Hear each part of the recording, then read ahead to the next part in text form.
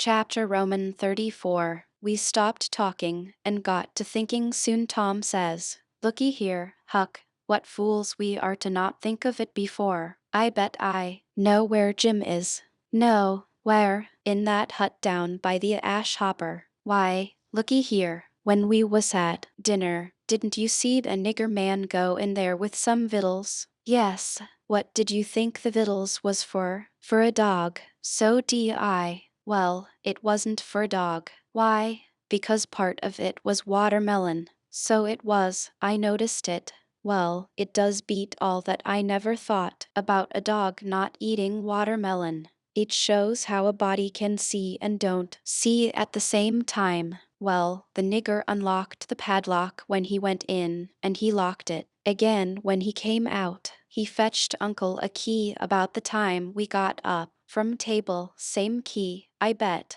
Watermelon shows man, lock shows prisoner. And it ain't likely there's two prisoners on such a little plantation, and where the people's all so kind and good. Jim's the prisoner." "All right, I'm glad we found it out detective fashion. I wouldn't give shucks for any other way. Now you work your mind and study out a plan to steal Jim, and I will study out one, too, and we'll take the one we like the best. What a head for just a boy to have. If I had Tom Sawyer's head, I wouldn't trade it off to be a duke, nor mate of a steamboat, nor clown in a circus, nor nothing I can think of." I went to thinking out a plan, but only just to be doing something. I knowed very well where the right plan was going to come from. Pretty soon Tom says, "Ready?" "Yes," I says. "All right, bring it out." "My plan is this," I says. "We can easy find out if it's Jim in there, then get up my canoe to tomorrow night, and fetch my raft over from the island.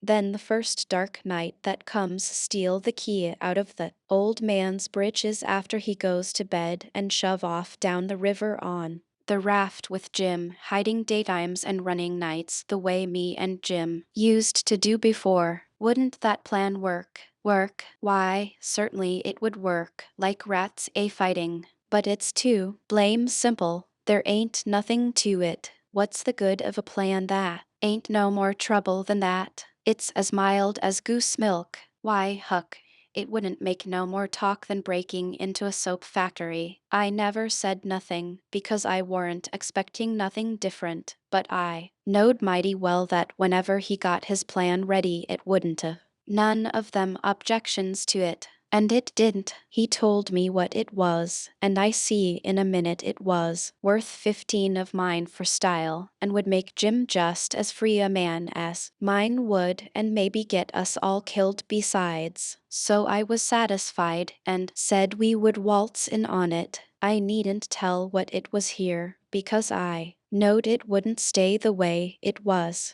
I knowed he would be changing it around every which way as we went along, and heaving in new bullinesses wherever he got a chance. And that is what he done. Well, one thing was dead sure, and that was that Tom Sawyer was in earnest, and was actually going to help steal that nigger out of slavery. That was the thing that was too many for me. Here was a boy that was respectable and well brung up, and had a character to lose, and folks at home that had characters, and he was bright and not leather-headed, and knowing and not ignorant, and not mean, but kind, and yet here he was, without any more pride, or rightness, or feeling, than to stoop to this business, and make himself a shame, and his family a shame, before everybody. I couldn't understand it no way at all. It was outrageous, and I knowed I ought to just up and tell him so, and so be his true friend, and let him quit the thing right where he was and save himself. And I did start to tell him, but he shut me up, and says, "Don't you reckon I know what I'm about?" "Don't I generally know what I'm about?" "Yes." "Didn't I say why I was going to help steal the nigger?" "Yes." "Well, then, that's all he said, and that's all I said. It warn't no use to say any more, because when he said he'd do a thing, he always done it. But I couldn't make out how he was willing to go into this thing, so I just let it go and never bothered no more about it, if he was bound to have it. So, I couldn't help it. When we got home the house was all dark and still, so we went on down to the hut by the ash hopper for to examine it. We went through the yard so as to see what the hounds would do. They knowed us and didn't make no more noise than country dogs is always doing when anything comes by in the night. When we got to the cabin we took a look at the front and the two sides, and on the side I warn't acquainted with, which was the north side, we found a square window hole, up tolerable high, with just one stout board nailed across it. I says, "Here's the ticket. This hole's big enough for Jim to get through if we wrench off the board." Tom says, "It's as simple as tic-tac-toe, 3 in a row, and as easy as playing hooky." I should hope we can find a way that's a little more complicated than that, Huck Finn. Well, then, I says, how'll it do to saw him out, the way I done, before I was murdered that time? That's more like, he says. It's real mysterious and troublesome and good, he says, but I bet we can find a way that's twice as long.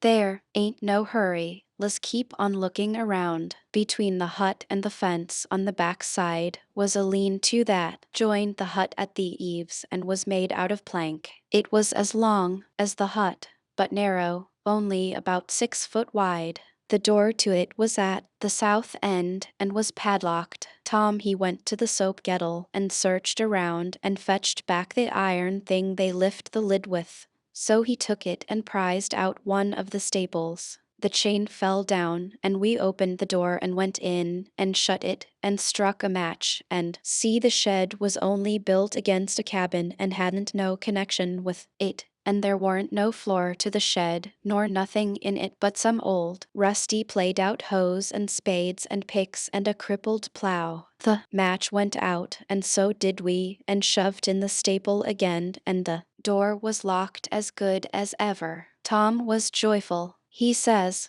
"Now we're all right. We'll dig him out. It'll take about a week." Then we started for the house, and I went in the back door. You only have to pull a buckskin latch string. They don't fasten the doors, but that warn't romantical enough for Tom Sawyer. No way would do him, but he must climb up the lightning rod. But after he got up halfway about 3 times and missed fire and fell every time, and the last time most busted his brains out, he thought he'd got to give it up. But after he was rested he allowed he would give her one more turn for luck, and this time he made the trip. In the morning we was up at break of day and down to the nigger cabins to pet the dogs and make friends with the nigger that fed Jim, if it was Jim that was being fed. The niggers was just getting through breakfast and starting for the fields, and Jim's nigger was piling up a tin pan with bread and meat and things, and whilst the others was leaving, he come from the house. This nigger had a good-natured, chuckle-headed face, and his wool was all tied up in little bunches with thread. That was to keep witches off. He said the witches was pestering him awful these nights, and making him see all kinds of strange things and hear all kinds of strange words and noises, and he didn't believe he was ever witched so long before in his life. He got so worked up and got to running on so about his troubles he forgot all about what he'd been going to do. So Tom says, "What's the victuals for?" "Going to feed the dogs." The nigger kind of smiled around gradually over his face, like when you heave a brickbat in a mud puddle, and he says, "Yes, Mars Sid, a dog, Curus dog, too. Does you want to go and look at 'im?" "Yes." I hunched Tom and whispers, "You going, right here in the daybreak?" That warn't the plan. No, it warn't, but it's the plan now. So, drat him, we went along, but I didn't like it much. When we got in, we couldn't hardly see anything, it was so dark, but Jim was there, sure enough, and could see us, and he sings out, "Why, Huck, N good LAN, ain't dat Mr. Tom? I just knowed how it would be, I just expected it. I didn't know nothing to do, and if I had I couldn't a done it, because that nigger busted in and says, "Why, de gracious sakes, do he know you gentlemen?" We could see pretty well now. Tom he looked at the nigger, steady and kind of wondering, and says, "Does who know us?" "Why, disser runaway nigger. I don't reckon he does, but what put that into your head?" "What put it dar? Didn't he just dis minute sing out like he knowed you?" Tom says in a puzzled up kind of way. "Well, that's mighty curious. Who sung out? When did he sing out? What did he sing out?" And turns to me, perfectly calm, and says, "Did you hear anybody sing out?" Of course there warn't nothing to be said but the one thing, so I says, "No, I ain't heard nobody say nothing." Then he turns to Jim, and looks him over like he never see him before, and says, "Did you sing out?" "No, saw," says Jim. "I hain't said nothing, saw." "Not a word?" "No, saw. I hain't said a word." "Did you ever see us before?" "No, saw. Not as I knows on." So Tom turns to the nigger, which was looking wild and distressed, and says kind of severe, "What do you reckon's the matter with you, anyway? What made you think somebody sung out?" "Oh, it's de dad blame witches, saw, and I wished I was dead, I do. Days, allus at it, saw, and dey do moss kill me, dey escayires me so. Please to, don't tell nobody 'bout it, saw, ol' Mars Silas he'll scol me, case he say dey ain't no witches." I just wish to goodness he was he now, and what would he say? I just bet he couldn't find no way to get around it dis time. But it's allus just so, people dat's sot, stays sot, dey won't look into nothin' and find it out after deyselves. And when you find it out and tell 'em 'bout it, dey don't believe you. Tom give him a dime, and said we wouldn't tell nobody, and told him to buy some more thread to tie up his wool with, and then looks at Jim, and says, "I wonder if Uncle Silas is going to hang this nigger. If I was to catch a nigger that was ungrateful enough to run away, I wouldn't give him up, I'd hang him." And whilst the nigger stepped to the door to look at the dime and bite it to see if it was good, he whispers to Jim and says, "Don't ever let on to know us."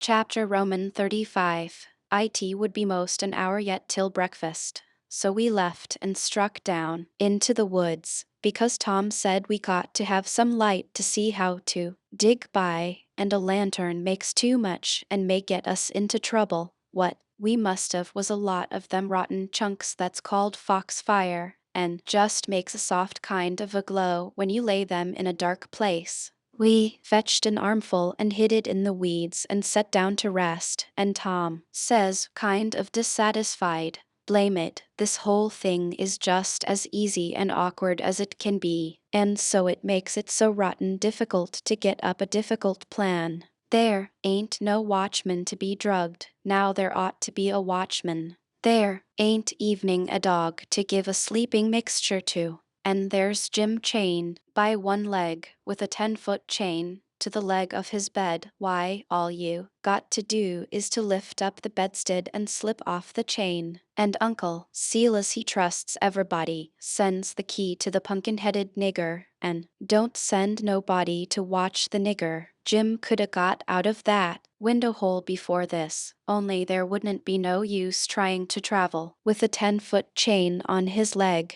Why, drat it, Huck, it's the stupidest arrangement I ever see. You got to invent all the difficulties. Well, we can't help it. We got to do the best we can with the materials we've got. Anyhow, there's one thing, there's more honor in getting him out through a lot of difficulties and dangers, where there warn't one of them furnished to you by the people who it was their duty to furnish them, and you had to contrive them all out of your own head. Now look at just that one thing of the lantern. When you come down to the cold facts, we simply got to LED on that a lantern's sky. Why, we could work with a torchlight procession if we wanted to, I believe. Now, whilst I think of it, we got to hunt up something to make a saw out of the first chance we get. What do we want of a saw? What do we want of it? Hain't we got to saw the leg of Jim's bed off so as to get the chain loose? Why, you just said a body could lift up the bedstead and slip the chain off. Well, if that ain't just like you, Huck Finn,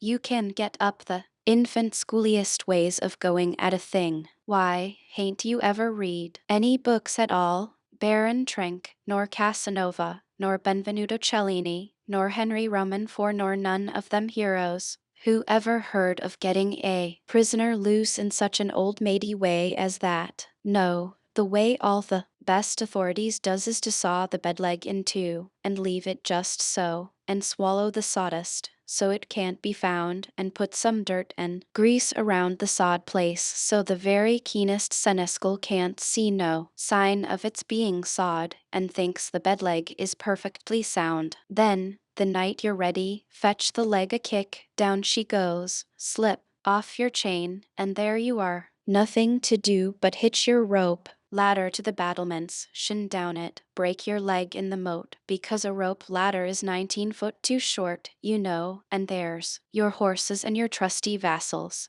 and they scoop you up and fling you across a saddle, and away you go to your native Languedoc or Navarre or wherever it is. It's gaudy, Huck. I wish there was a moat to this cabin. If we get time, the night of the escape, we'll dig one. I says, what do we want of a moat when we're going to snake him out from under the cabin? But he never heard me. He had forgot me and everything else. He had his chin in his hand, thinking. Pretty soon he sighs and shakes his head, then sighs again and says, no, it wouldn't do. There ain't necessity enough for it. For what? I says. Why, to saw Jim's leg off, he says. Good land.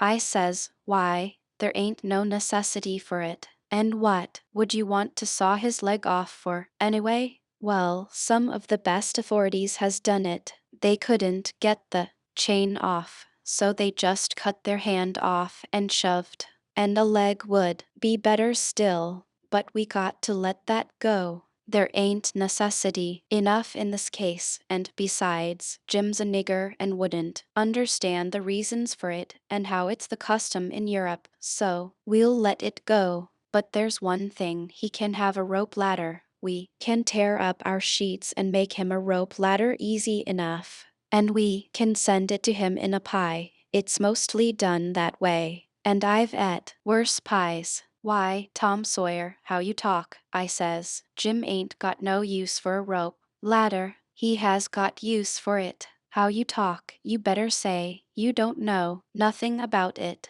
He's got to have a rope ladder. They all do. What in the nation can he do with it? Do with it? He can hide it in his bed, can't he? That's what they all do, and he's got to, too. Huck, you don't ever seem to want to do anything that's regular. You want to be starting something fresh all the time. I s'pose he don't do nothing with it? Ain't it there in his bed for a clue after he's gone? And don't you reckon they'll want clues? Puh, course they will. And you wouldn't leave them any. That would be a pretty howdy-do, wouldn't it? I never heard of such a thing. Well, I says, if it's in the regulations and he's got to have it, all right, let him have it, because I don't wish to go back on no regulations. But there's one thing, Tom Sawyer, if we go to tearing up our sheets to make Jim a rope ladder, we're going to get into trouble with Aunt Sally, just as sure as you're born. Now, the way I look at it,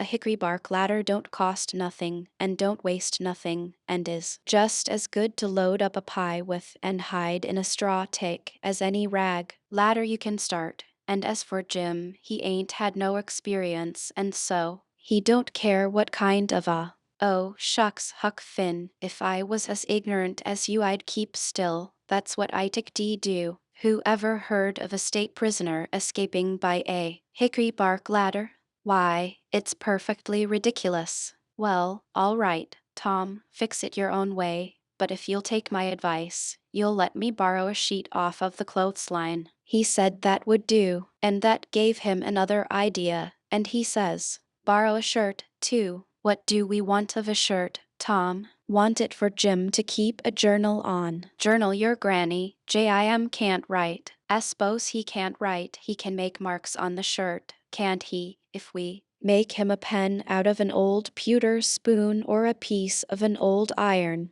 barrel hoop? Why, Tom, we can pull a feather out of a goose and make him a better one, and quicker, too. Prisoners don't have geese running around the donjon keep to pull pens out of, you muggins. They always make their pens out of the hardest, toughest, troublesomest piece of old brass candlestick or something like that they can get their hands on, and it takes them weeks and weeks and months to file it out, too, because they've got to do it by rubbing it on the wall. They wouldn't use a goose quill if they had it. It ain't regular. Well, then, what'll we make him the ink out of? Many makes it out of iron rust and tears, but that's the common sort, and women, the best authorities, uses their own blood. Jim can do that, and when he wants to send any little common ordinary mysterious message to let the world know where he's captivated, he can write it on the bottom of a tin plate with a fork and throw it out of the window. The Iron Mask always done that, and it's a blame good way, too. Jim ain't got no tin plates.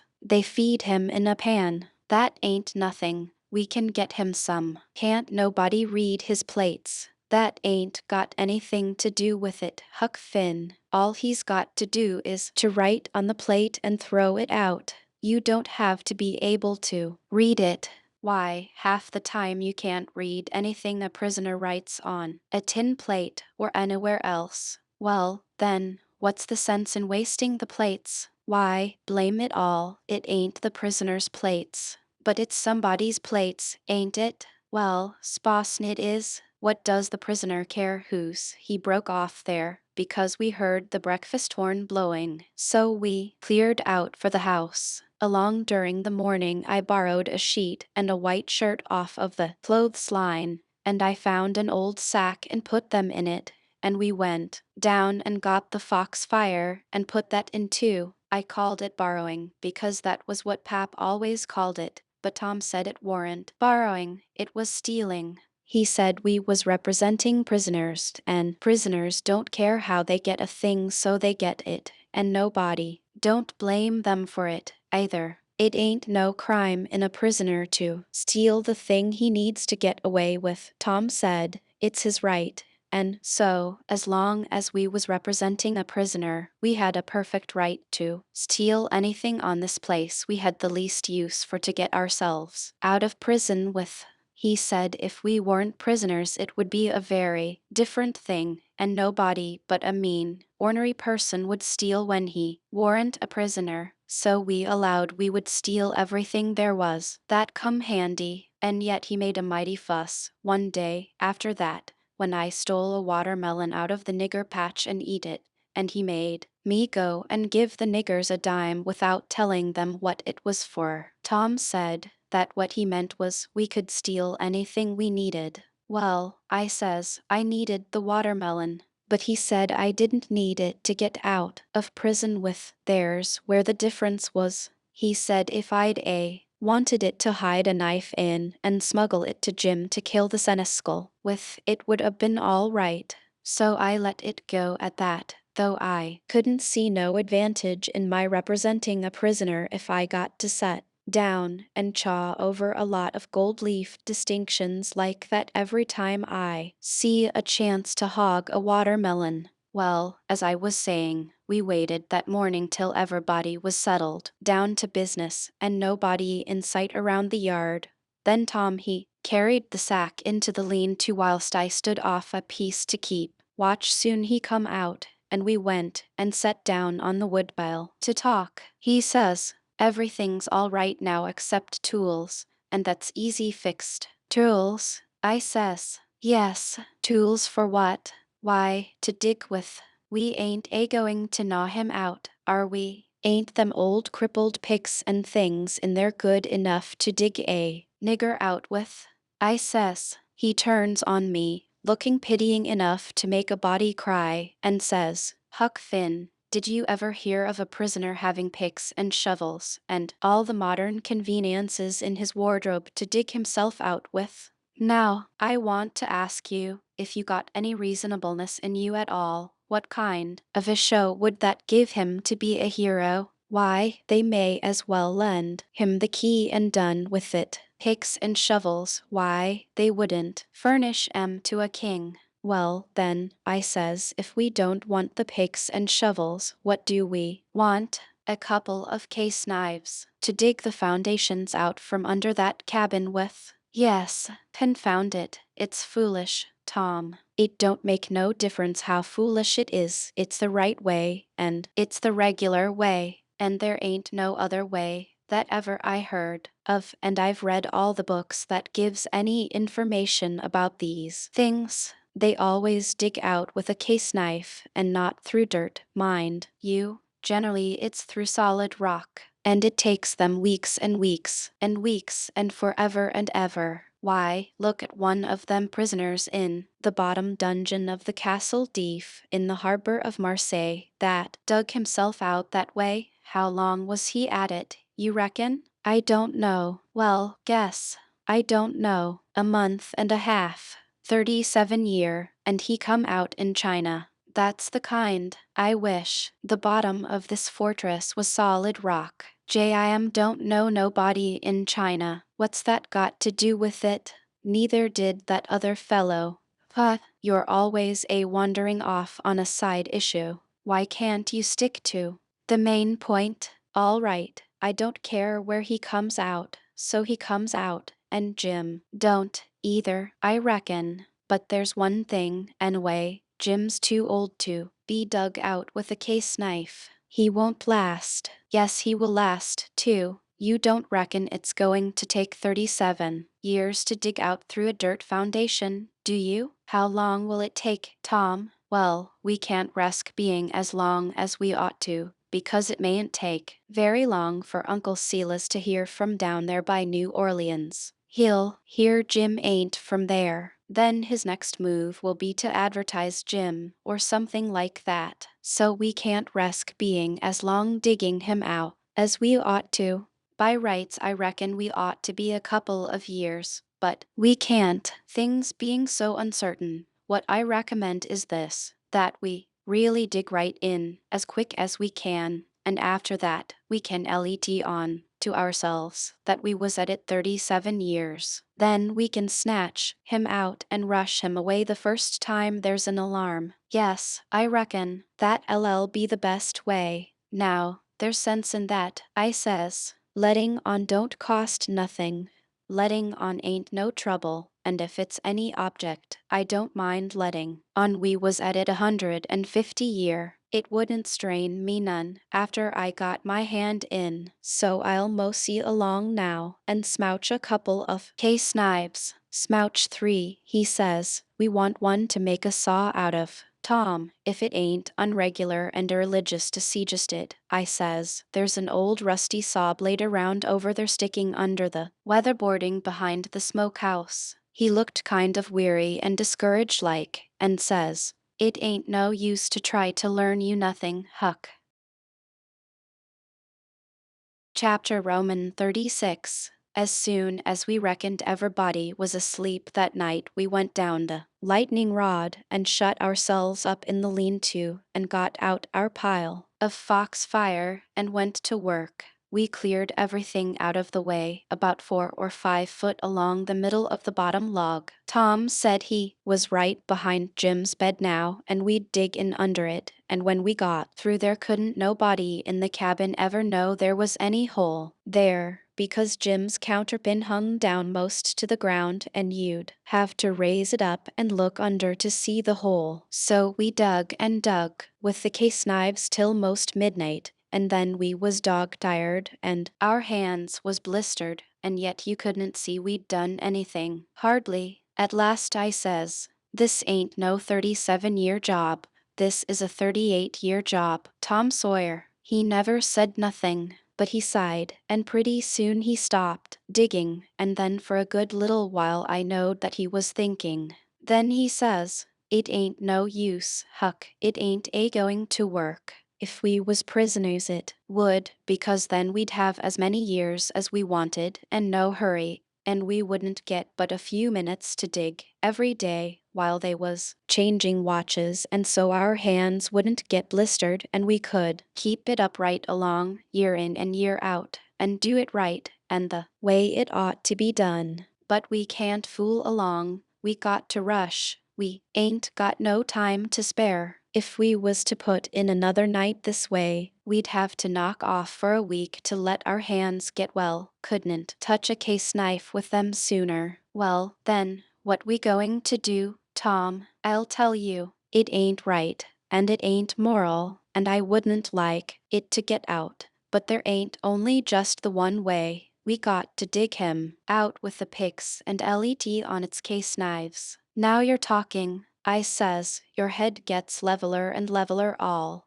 the time. Tom Sawyer, I says, picks is the thing, moral or no moral, and as for me, I don't care shucks for the morality of it, nohow. When I start in to steal a nigger or a watermelon or a Sunday school book, I ain't no ways particular how it's done, so it's done. What I want is my nigger, or what I want is my watermelon, or what I want is my Sunday school book. And if a pick's the handiest thing, that's the thing. I'm going to dig that nigger or that watermelon or that Sunday school book out with, and I don't give a dead rat what the authorities thinks about it nother. Well, he says, there's excuse for picks and letting on in a case like this. If it weren't so, I wouldn't approve of it, nor I wouldn't stand by and see the rules broke, because right is right and wrong is wrong, and a body ain't got no business doing wrong when he ain't ignorant and knows better. It may answer for you to dig Jim out with a pick without any letting on, because you don't know no better, but it wouldn't for me, because I do know better.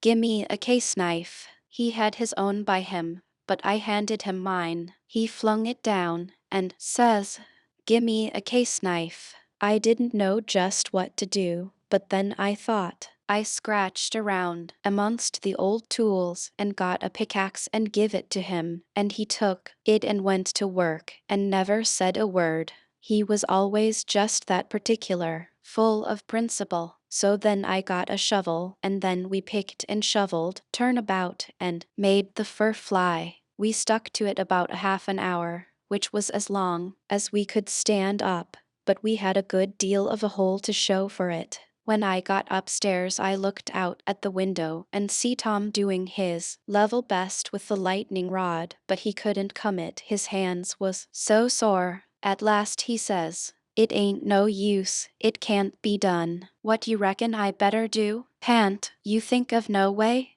"Yes," I says, "but I reckon it ain't regular. Come up the stairs and let on it's a lightning rod." So he done it. Next day Tom stole a pewter spoon and a brass candlestick in the house for to make some pens for Jim out of, and 6 tallow candles, and I hung around the nigger cabins and laid for a chance and stole 3 tin plates. Tom says it wasn't enough, but I said nobody wouldn't ever see the plates that Jim throwed out because they'd fall in the dog fennel and Jimson weeds under the window hole. Then we could tote them back and he could use them over again. So Tom was satisfied. Then he says, "Now, the thing to study out is how to get the things to Jim. Take them in through the hole," I says, "when we get it done." He only just looked scornful and said something about nobody ever heard of such an idiotic idea, and then he went to studying. Soon he said he had ciphered out 2 or 3 ways,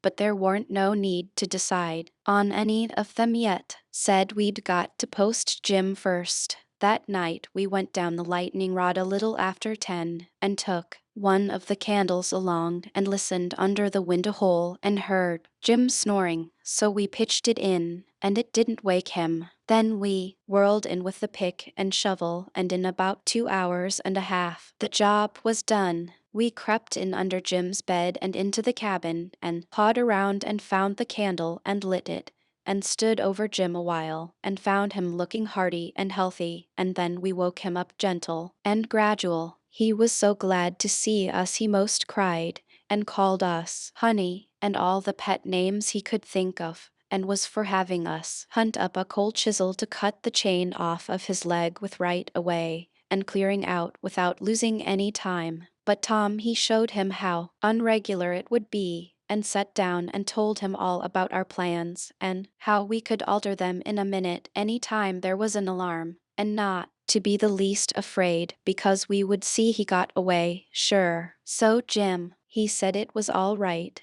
and we sat there and talked over old times a while, and then Tom asked a lot of questions, and when Jim told him Uncle Silas come in every day or two to pray with him, and Aunt Sally come in to see if he was comfortable and had plenty to eat, and both of them was kind as they could be, Tom says, "Now I know how to fix it. We'll send you some things by them." I said, "Don't do nothing of the kind. It's one of the most jackass ideas I ever struck," but he never paid no attention to me, went right on. It was his way when he'd got his plans set. So he told Jim how we'd have to smuggle in the rope ladder pie and other large things by Nat, the nigger that fed him, and he must be on the lookout and not be surprised, and not let Nat see him open them, and we would put small things in Uncle's coat pockets and he must steal them out, and we would tie things to Aunt's apron strings or put them in her apron pocket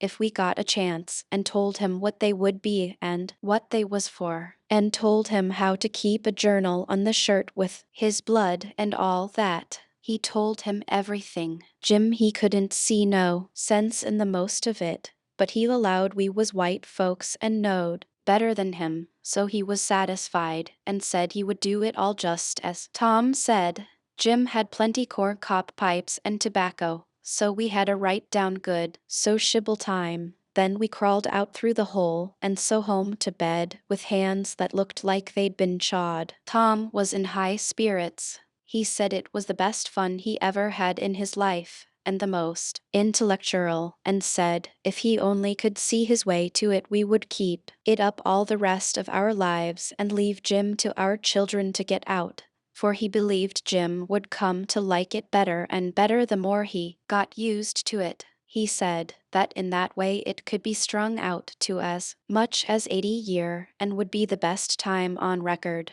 And he said it would make us all celebrated that had a hand in it. In the morning we went out to the woodbell and chopped up the brass candlestick into handy sizes, and Tom put them and the pewter spoon in his pocket. Then we went to the nigger cabins, and while I got Nat's notice off, Tom shoved a piece of candlestick into the middle of a corn pone that was in Jim's pan, and we went along with Nat to see how it would work, and it just worked noble. When Jim bit into it most mashed all his tests out, and there warn't ever anything could 'a worked better. Tom said so himself. Jim he never let on but what it was only just a piece of rock or something like that's always getting into bread, you know. But after that he never bit into nothing but what he jabbed his fork into it in 3 or 4 places first. And whilst we was a-standing there in the dimmish light, here comes a couple of the hounds bulging in from under Jim's bed, and they kept on piling until there was 11 of them, and there warn't hardly room in there to get your breath. By jings, we forgot to fasten that lean-to door. The nigger Nat he only just hollered witches once and keeled over onto the floor amongst the dogs and begun to groan like he was dying. Tom jerked the door open and flung out a slab of Jim's meat, and the dogs went for it, and in 2 seconds he was out himself and back again and shut the door, and I knowed he'd fixed the other door too. Then he went to work on the nigger, coaxing him and petting him, and asking him if he'd been imagining he saw something again. He raised up and blinked his eyes around and says, "Mars Sid, you'll say I's a fool, but if I didn't believe I see most a million dogs, or devils, or some, I wished I may die right he in de tracks. I did, Moss Sholey. Mars Sid, I felt saw. Day was all over me. Dad fetch it. I just wished I could get my hands on one. Dem witches just onct, Ani just onct, it's all I'd asked." but mostly I wished they'd lemme alone, I does. Tom says, well, I tell you what I think. What makes them come here just at this runaway niggers' breakfast time? It's because they're hungry. That's the reason. You make them a witch pie. That's the thing for you to do. But my lan, Mars Sid, how's I gwine to make 'em a witch pie? I don't know how to make it. I hain't ever hearn sich a thing befo. Well, then, I'll have to make it myself. Will you do it, honey? Will you? I'll wash up de ground on yo foot. I will. All right, I'll do it, seeing it's you, and you've been good to us and showed us the runaway nigger. But you got to be mighty careful. When we come around, you turn your back, and then whatever we've put in the pan, don't you let on you see it at all. And don't you look when Jim unloads the pan, something may happen, I don't know what. And above all, don't you handle the witch things. Handle 'em, Mars Sid. What is you a talkin' 'bout? Chapter Roman 37. That was all fixed. So then we went away and went to the rubbage tile in the backyard, where they keep the old boots and rags and pieces of bottles and wore out tin things and all such truck, and scratched around and found an old tin washpan and stopped up the holes as well as we could to bake the pie in, and took it down cellar and stole it full of flour and started for breakfast, and found a couple of shingle nails that Tom said would be handy for a prisoner to scrabble his name and sorrows on the dungeon walls with, and dropped one of them in Aunt Sally's apron pocket, which was hanging on a chair, and t'other we stuck in the band of Uncle Silas's hat, which was on the bureau, because we heard the children say their pa and ma was going to the runaway niggers' house this morning, and then went to breakfast, and Tom dropped the pewter spoon in Uncle Silas's coat pocket, and Aunt Sally wasn't come yet, so we had to wait a little while. And when she come she was hot and red and cross, and couldn't hardly wait for the blessing, and then she went to sluicing out coffee with one hand, and cracking the handiest child's head with her thimble with the other, and says, I've hunted high and I've hunted low, and it does beat all what has become of your other shirt. My heart fell down amongst my lungs and livers and things, and a hard piece of corn crust started down my throat after it, and got met on the road with a cough, and was shot across the table, and took one of the children in the eye, and curled him up like a fishing worm, and let a cry out of him the size of a war whoop. And Tom he turned kinder blue around the gills, and it all amounted to a considerable state of things for about a quarter of a minute or as much as that, and I would 'a' sold out for half price if there was a bidder. But after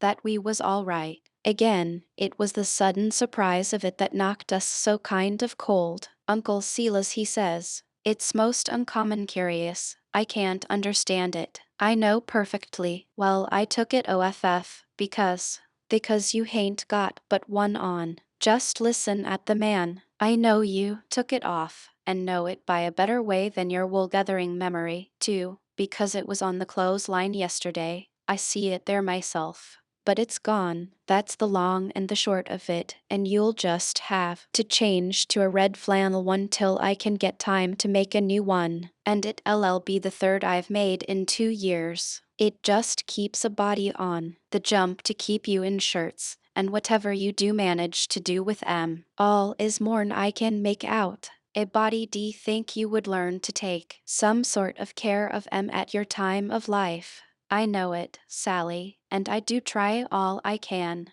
but it oughtn't to be altogether my fault, because, you know, I don't see them nor have nothing to do with them except when they're on me, and I don't believe I've ever lost one of them off of me. Well, it ain't your fault if you haven't, Silas. You'd 'a' done it if you could, I reckon. And the shirt ain't all that's gone, nuther. There's a spoon gone, and that ain't all. There was 10, and now there's only 9. The calf got the shirt, I reckon, but the calf never took the spoon, that's certain. Why, what else is gone, Sally? There's 6 candles gone, that's what. The rats could 'a' got the candles, and I reckon they did. I wonder they don't walk off with the whole place, the way you're always going to stop their holes and don't do it. And if they weren't fools, they'd sleep in your hair, Silas. You'd never find it out. But you can't lay the spoon on the rats, and that I know. Well, Sally, I'm in fault, and I acknowledge it. I've been remiss, but I won't let tomorrow go by without stopping up them holes. Oh, I wouldn't hurry. Next year I'll do. Matilda Angelina Araminta, Phelps. Whack comes the thimble, and the child snatches her claws out of the sugar bowl without fooling around any. Just then the nigger woman steps onto the passage and says, "Missus, day's a sheet gone. A sheet gone. Well, for the land's sake, I'll stop up them holes today," says Uncle Silas, looking sorrowful. "Oh, do shut up. I s'pose the rats took the sheet. Where's it gone? Lies. Claw to goodness I hain't no notion, Miss Sally. She was on de class line yistiddy, but she done gone.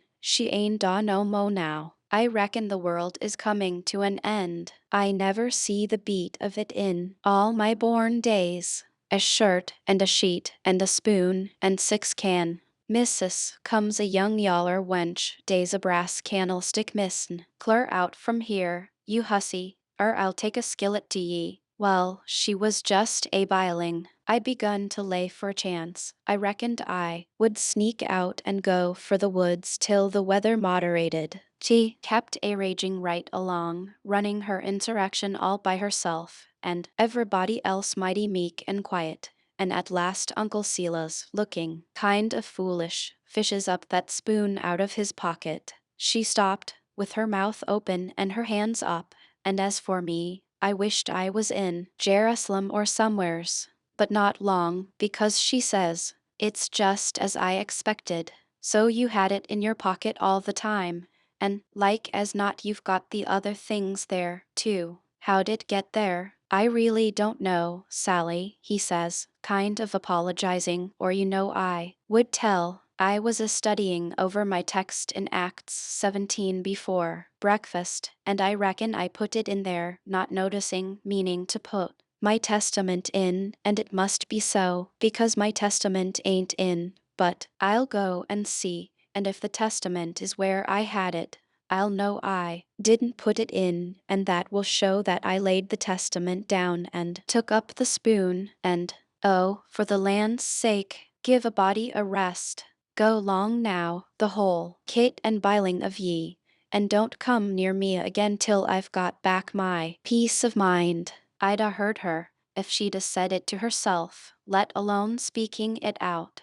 And I'd a got up and obeyed her if I'd a been dead. As we was passing through the setting room, the old man he took up his hat, and the shingle nail fell out on the floor, and he just merely picked it up and laid it on the mantel shelf, and never said nothing, and went out. Tom see him do it, and remembered about the spoon, and says, "Well, it ain't no use to send things by him no more. He ain't reliable." Then he says, "But he done us a good turn with the spoon, anyway, without knowing it.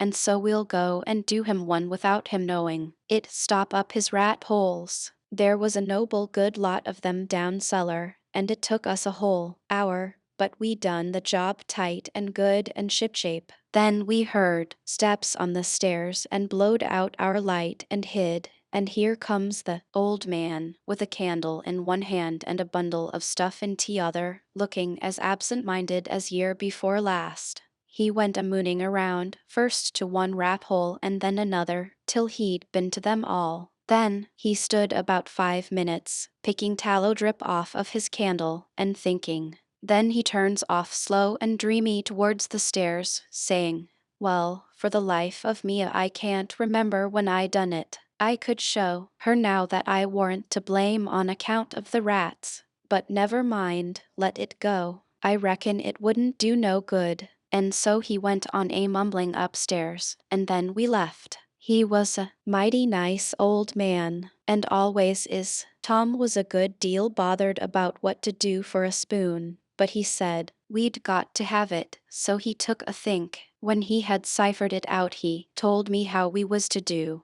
Then we went and waited around the spoon basket till we see Aunt Sally coming, and then Tom went to counting the spoons and laying them out to one side, and I slid one of them up my sleeve, and Tom says, "Why, Aunt Sally, there ain't but 9 spoons, yet."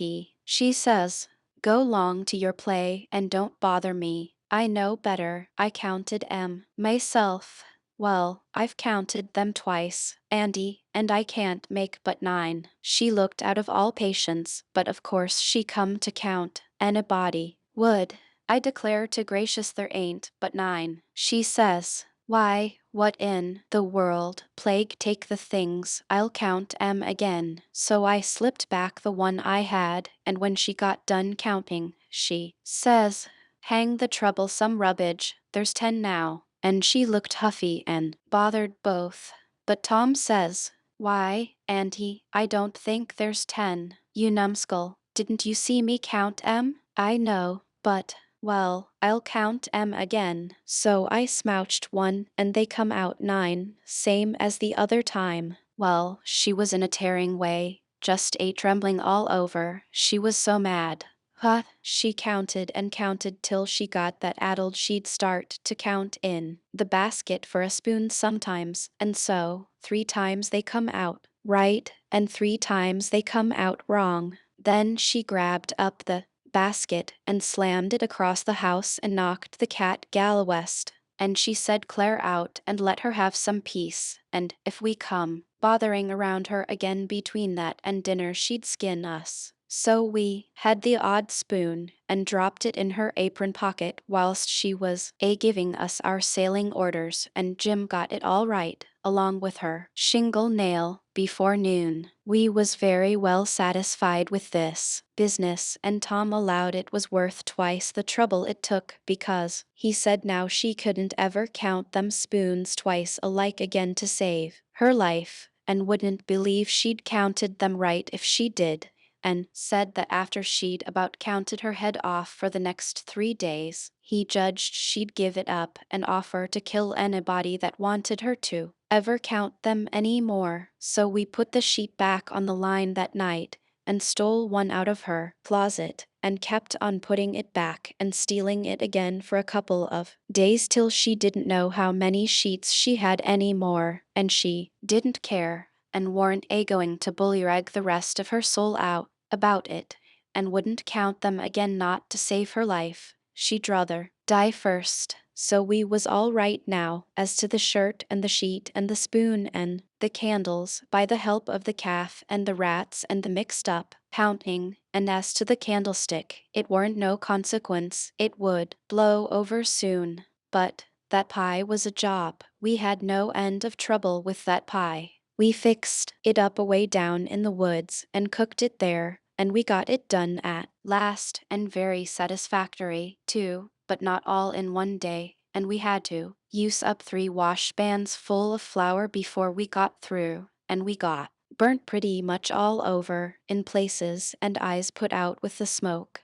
because, you see, we didn't want nothing but a crust, and we couldn't prop it up right, and she would always cave in. But of course we thought of the right way at last, which was to cook the latter, too, in the pie. So then we laid in with Jim the second night, and tore up the sheet, all in little strings, and twisted them together, and long before daylight, we had a lovely rope that you could 'a' hung a person with.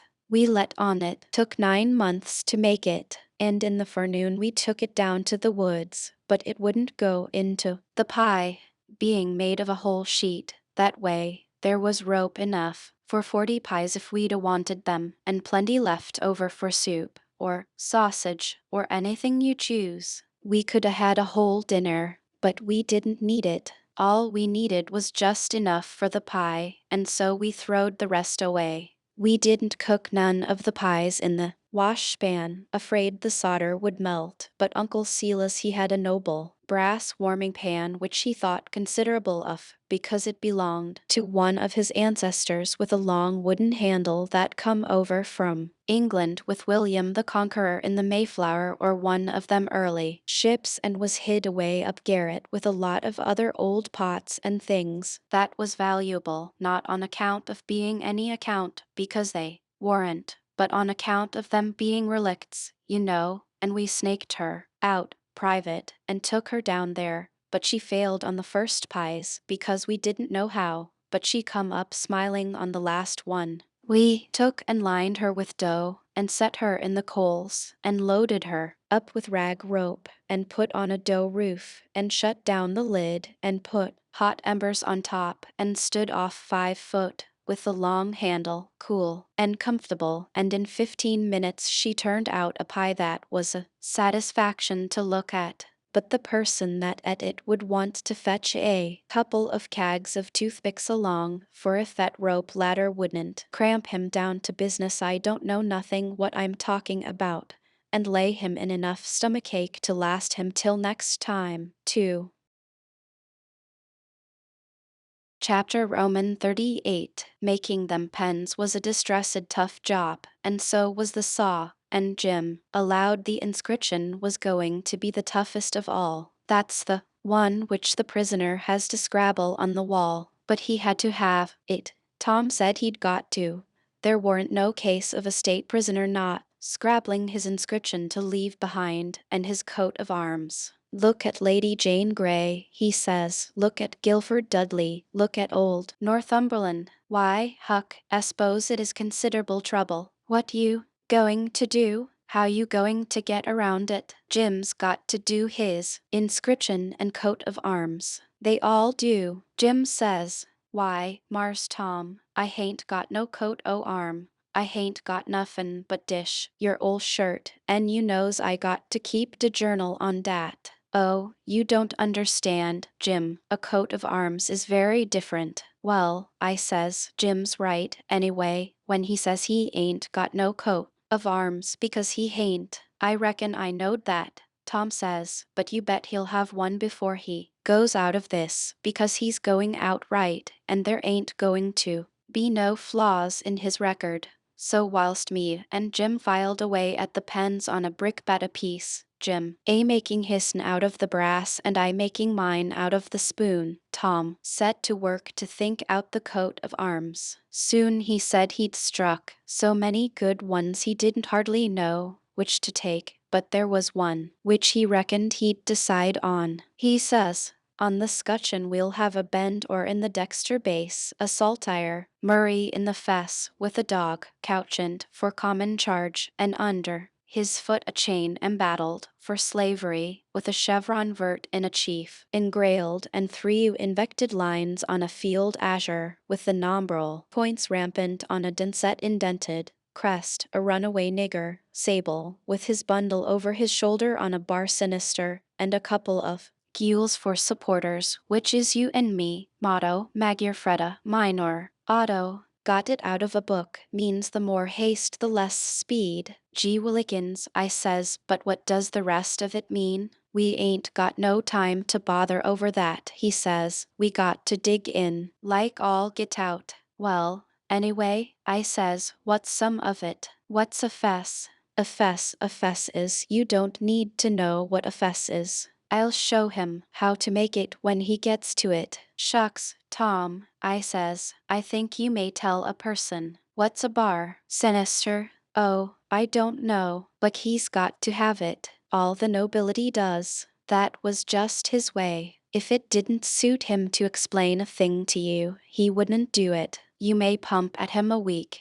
It wouldn't make no difference. He'd got all that coat of arms business fixed.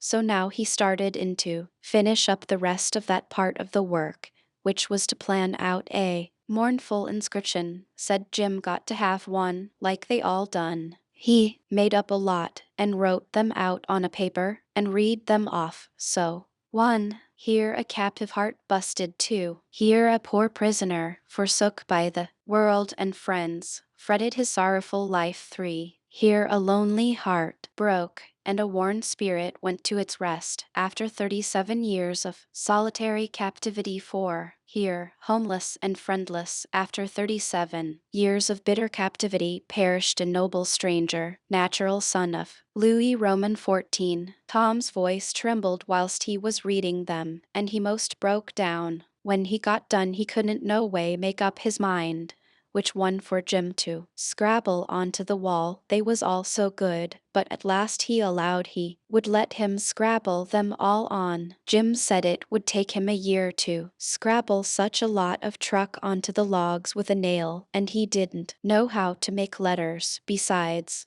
But Tom said he would block them out for him, and then he wouldn't have nothing to do but just follow the lines. Then pretty soon he says, "Come to think, the logs ain't going to do. They don't have log walls. In a dungeon, we got to dig the inscriptions into a rock. We'll fetch a rock." Jim said the rock was worse than the logs. He said it would take him such a pissin' long time to dig them into a rock he wouldn't ever get out.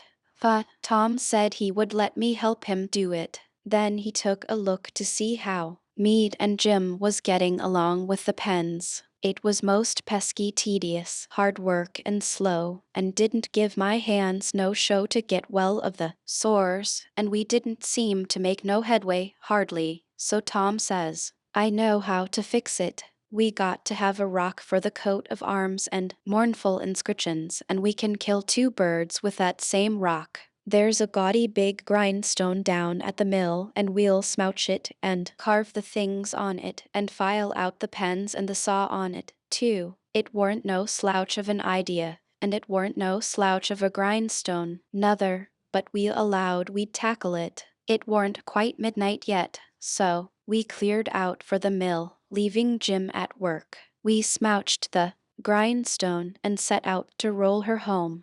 But it was a most nation tough job. Sometimes, do what we couldn't keep her from falling over, and she come mighty near mashing us every time. Tom said she was going to get one of us, sure, before we got through. We got her halfway, and then we was plumb played out, and most drownded with sweat. We see it warn't no use. We got to go and fetch Jim. So he raised up his bed and slid the chain off of the bed leg and wrapped it round and round his neck, and we crawled out through our hole and down there, and Jim and me laid into that grindstone and walked her along like nothing, and Tom superintended. He could out-superintend any boy I ever see. He knowed how to do everything. Our hole was pretty big, but it warn't big enough to get the grindstone through. But Jim he took the pick and soon made it big enough. Then Tom marked out them things on it with the nail and set Jim to work on them with the nail for a chisel and an iron bolt from the rubbish in the lean-to for a hammer, and told him to work till the rest of his candle quit on him, and then he could go to bed and hide the grindstone under his straw, take and sleep on it. Then we helped him fix his chain back on the bed leg and was ready for bed ourselves.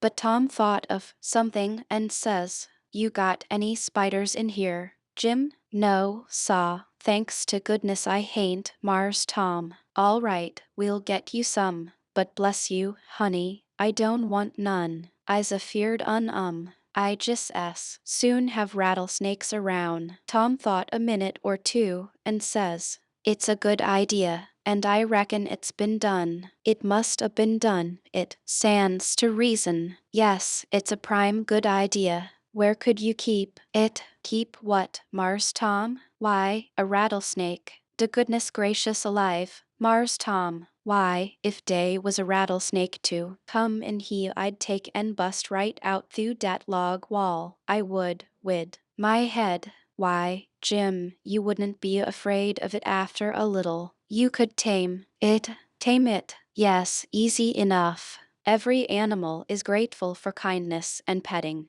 and they wouldn't think of hurting a person that pets them. Any book will tell you that. You try, that's all I ask. Just try for 2 or 3 days. Why, you can get him so, in a little while, that he'll love you, and sleep with you, and won't stay away from you a minute, and will let you wrap him round your neck and put his head in your mouth." "Please, Mars Tom, don't talk so. I can't stan it. He'd let me shove his head in my moof, for a favor, hain't it? I lay he'd wait a powful long time fo' I asked him. And mo and dat, I don't want him to sleep wid me." "Jim, don't act so foolish. A prisoner's got to have some kind of a dumb pet, and if a rattlesnake hain't ever been tried, why, there's more glory to be gained in your being the first to ever try it than any other way you could ever think of to save your life. Why, Mars Tom, I don't want no sich glory. Snake take and bite Jim's chin off. Den wha is de glory? No, saw, I don't want no sich doin's. Blame it, can't you try? I only want you to try, you needn't keep it up, if it don't work. But de trouble all done ef de snake bite me while I's a-tryin' him. Mars Tom, I's willin' to tackle moss anything 'at ain't onreasonable, but ef you and Huck fetches a rattlesnake in he for me to tame, I's gwine to leave, dat's sure. Well, then, let it go, if you're so bullheaded about it. We can get you some garter snakes, and you can tie some buttons on their tails and let on their rattlesnakes, and I reckon that I'll have to do. I can't stand Mars Tom, but blame ef I couldn't get along without I tell you dat. I never knowed befo' T was so much bother and trouble to be a prisoner. Well, it always is when it's done right. You got any rats around here? No, saw. I hain't seed none. Well, we'll get you some rats. Why, Mars Tom, I don't want no rats. Days de dad blamedest critters to sturb a body and rustle round over 'im and bite his feet when he's tryin' to sleep. I ever see. No, saw. Gimme yarder snakes ef I's got to have 'em. But don't gimme no rats. I hain't got no use effer scasely. But, Jim, you got to have 'em, they all do. So don't make no more fuss about it. Prisoners ain't ever without rats. There ain't no instance of it, and they train them and pet them and learn them tricks and they get to be as sociable as flies. But you got to play music to them. You got anything to play music on? I ain't got nuffin but a coase comb and a piece o' paper and a juice harp. But I reckon dey wouldn't take no stock in a juice harp. Yes, they would.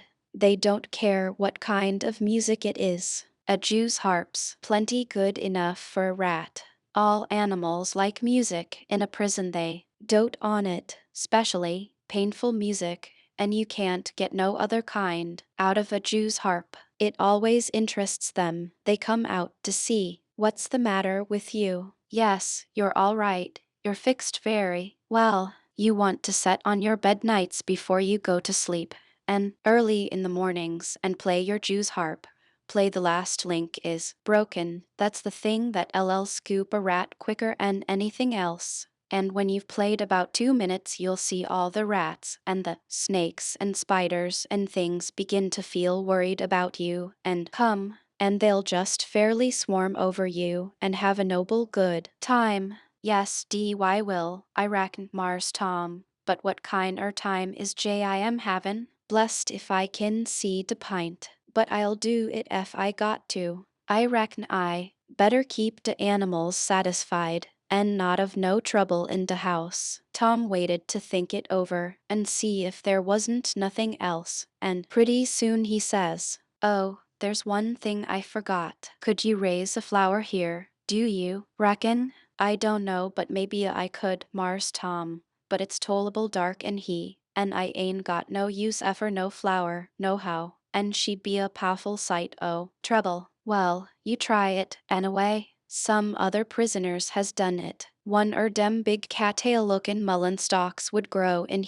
Mars Tom, I reckon, but she wouldn't be wuth half de trouble she'd cost." "Don't you believe it. We'll fetch you a little one and you plant it in the corner over there and raise it. And don't call it mullen, call it pitchiola. That's its right name when it's in a prison. And you want to water it with your tears. Why, I got plenty spring water, Mars Tom. You don't want spring water, you want to water it with your tears. It's the way they always do. Why, Mars Tom, I lay I can raise one dem mullen stalks twist wid spring water whiles another man's a startin' one wid tears. That ain't the idea. You got to do it with tears. She'll die on my hands, Mars Tom. She surely will. case I don't scarcely ever cry. So Tom was stumped, but he studied it over, and then said Jim would have to worry along the best he could with an onion. He promised he would go to the nigger cabins and drop one private in Jim's coffee pot in the morning. Jim said he would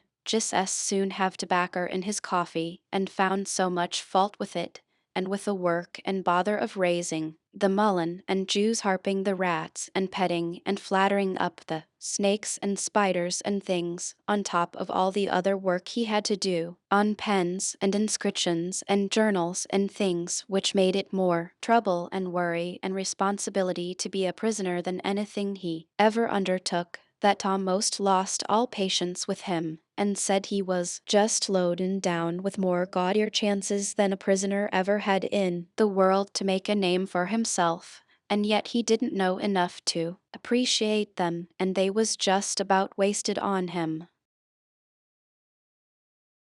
Chapter Roman 39. In the morning we went up to the village and bought a wire rat trap and fetched it down and unstopped the best rat hole, and in about an hour we had 15 of the bulliest kind of ones, and then we took it and put it in a safe place under Aunt Sally's bed. But while we was gone for spiders, little Thomas Franklin Benjamin Jefferson Alexander Phelps found it there, and opened the door of it to see if the rats would come out, and they did, and Aunt Sally she come in, and when we got back she was standing on top of the bed raising Cain, and the rats was doing what they could to keep off the dull times for her. So she took and dusted us both with the hickory, and we was as much as 2 hours catching another 15 or 16 drat that meddlesome cub, and they warn't the likeliest nother, because the first haul was the pick of the flock. I never see a likelier lot of rats than what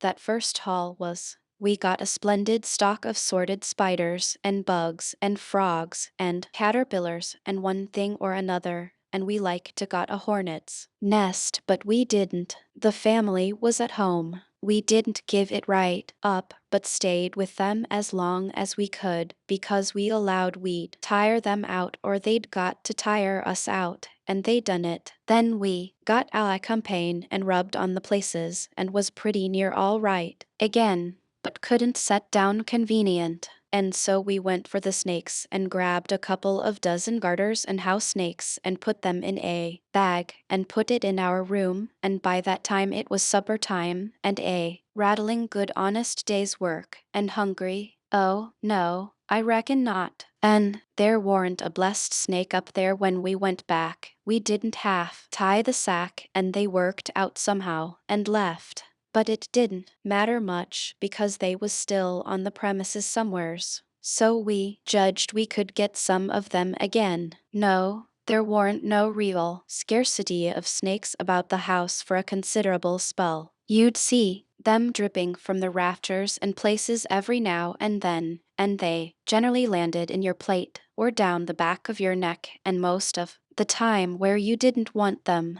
Well, they was handsome and striped, and there warn't no harm in a million of them. But that never made no difference to Aunt Sally. She despised snakes, be the breed what they may, and she couldn't stand them no way you could fix it, and every time one of them flopped down on her, it didn't make no difference what she was doing, she would just lay that work down and light out. I never see such a woman, and you could hear her whoop to Jericho. You couldn't get her to take a hold of one of them with the tongs, and if she turned over and found one in bed she would scramble out and lift a howl that you would think the house was afire. She disturbed the old man so that he said he could most wish there hadn't ever been no snakes created. Why, after every last snake had been gone clear out of the house for as much as a week, Aunt Sally warn't over it yet. She warn't near over it. When she was setting thinking about something, you could touch her on the back of her neck with a feather, and she would jump right out of her stockings. It was very curious. But Tom said all women was just so. He said they was made that way for some reason or other. We got a licking every time one of our snakes come in her way, and she allowed these lickings weren't nothing to what she would do if we ever loaded up the place again with them. I didn't mind the lickings because they didn't amount to nothing, but I minded the trouble we had to lay in another lot. But we got them laid in and all the other things, and you never see a cabin as blithesome as Jim's was when they'd all swarm out for music and go for him. Jim didn't like the spiders, and the spiders didn't like Jim, and so they'd lay for him and make it mighty warm for him. And he said that between the rats and the snakes and the grindstone, there warn't no room in bed for him, scasely, and when there was a body, couldn't sleep. It was so lively, and it was always lively, he said, because they never all slept at one time, but took turn about. So when the snakes was asleep, the rats was on deck, and when the rats turned in, the snakes come on watch. So he always had one gang under him, in his way, and t'other gang having a circus over him. And if he got up to hunt a new place, the spiders would take a chance at him as he crossed over. He said if he ever got out this time he wouldn't ever be a prisoner again, not for a salary. Well, by the end of 3 weeks everything was in pretty good shape. The shirt was sent in early, in a pie, and every time a rat bit Jim he would get up and write a little in his journal whilst the ink was fresh. The pens was made, the inscriptions and so on was all carved on the grindstone. The bed leg was sawed in two, and we had et up the sawdust, and it give us a most amazing stomach ache. We reckoned we was all going to die, but didn't. It was the most undigestible sawdust I ever see, and Tom said the same. But as I was saying, we'd got all the work done now, at last, and we was all pretty much fagged out, too. But mainly Jim. The old man had wrote a couple of times to the plantation below Orleans to come and get their runaway nigger, but hadn't got no answer because there warn't no such plantation, so he allowed he would advertise Jim in the St. Louis and New Orleans papers, and when he mentioned the St. Louis ones it give me the cold shivers, and I see we hadn't no time to lose. So Tom said, now for the anonymous letters. What's them? I says. Warnings to the people that something is up. Sometimes it's done one way, sometimes another, but there's always somebody spying around that gives notice to the governor of the castle. When Louis Roman 16 was going to light out of the Tuileries, a servant girl done it. It's a very good way, and so is the anonymous letters. We'll use them both. And it's usual for the prisoner's mother to change clothes with him, and she stays in and he slides out in her clothes. We'll do that, too. But looky here, Tom. What do we want to warn anybody for that? Something's up. Let them find it out for themselves. It's their lookout. Yes, I know, but you can't depend on them. It's the way they've acted from the very start, left us to do everything. They're so confiding and mullet-headed they don't take notice of nothing at all. So if we don't give them notice there won't be nobody nor nothing to interfere with us. And so after all our hard work and trouble this escape LL go off perfectly flat, won't amount to nothing, won't be nothing to it. Well, as for me, Tom, that's the way I'd like. Shucks, he says and looked disgusted. So I says, but I ain't going to make no complaint. Any way that suits you suits me. What you going to do about the servant girl? You'll be her. You slide in the middle of the night and hook that yaller girl's frock. Why, Tom, that LL make trouble next morning, because of course she probably hain't got any but that one. I know, but you don't want it but 15 minutes to carry the anonymous letter and shove it under the front door. All right, then, I'll do it, but I could carry it just as handy in my own togs. You wouldn't look like a servant girl then, would you? No, but there won't be nobody to see what I look like, anyway. That ain't got nothing to do with it. The thing for us to do is just to do our duty and not worry about whether anybody sees us do it or not. Hain't you got no principle at all? All right, I ain't saying nothing. I'm the servant girl. Who's Jim's mother? I'm his mother. I'll hook a gown from Aunt Sally. Well, then, you'll have to stay in the cabin when me and Jim leaves. Not much. I'll stuff Jim's clothes full of straw and lay it on his bed to represent his mother in disguise, and Jim'll take the nigger woman's gown off of me and wear it, and we'll all evade together. When a prisoner of style escapes, it's called an evasion. It's always called so. When a king escapes, for instance, and the same with a king's son, it don't make no difference whether he's a natural one or an unnatural one. So Tom he wrote the non-namus letter, and I smouched the yaller wench's frock that night, and put it on, and shoved it under the front door, the way Tom told me to. It said, "Beware, trouble is brewing. Keep a sharp lookout. Unknown friend." Next night we stuck a picture, which Tom drawed in blood, of a skull and crossbones on the front door, and next night another one of a coffin on the back door. I never see a family in such a sweat. They couldn't been worse scared if the place had been full of ghosts laying for them behind everything and under the beds and shivering through the air. If a door banged, Aunt Sally she jumped and said, "Ouch." If anything fell, she jumped and said, "Ouch." If you happened to touch her when she warn't noticing, she done the same. She couldn't face no way and be satisfied, because she allowed there was something behind her every time. So she was always whirling around sudden and saying, "Ouch," and before she'd got 2/3 around she'd whirl back again and say it again, and she was afraid to go to bed, but she dasn't set up. So the thing was working very well, Tom said. He said he never see a thing work more satisfactory. He said it showed it was done right. So he said, "Now for the grand bulge." So the very next morning at the streak of dawn we got another letter ready, and was wondering what we better do with it, because we heard them say at supper they was going to have a nigger on watch at both doors all night. Tom he went down the lightning rod to spy around, and the nigger at the back door was asleep, and he stuck it in the back of his neck and come back. This letter said, "Don't betray me. I wish to be your friend. There is a desperate gang of cutthroats from over in the Indian Territory going to steal your runaway nigger tonight,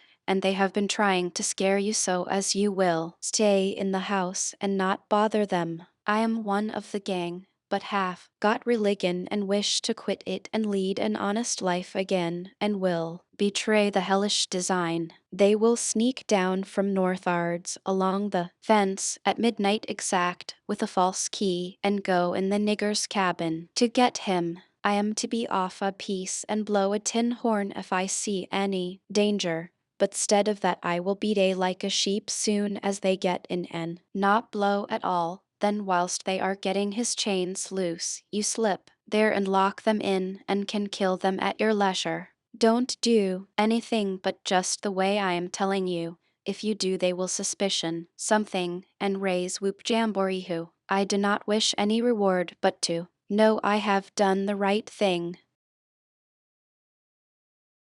Chapter 40. We was feeling pretty good after breakfast, and took my canoe and went over the river fishing with a lunch and had a good time, and took a look at the raft and found her all right, and got home late to supper, and found them in such a sweat and worry they didn't know which end they was standing on, and made us go right off to bed the minute we was done supper, and wouldn't tell us what the trouble was, and never let on a word about the new letter, but didn't need to, because we knowed as much about it as anybody did, and as soon as we was half upstairs and her back was turned we slid for the cellar cupboard and loaded up a good lunch and took it up to our room and went to bed and got up about 11:30, and Tom put on Aunt Sally's dress that he stole and was going to start with the lunch, but says, "Where's the butter?" I laid out a hunk of it, I says, on a piece of a corn pone. "Well, you left it laid out,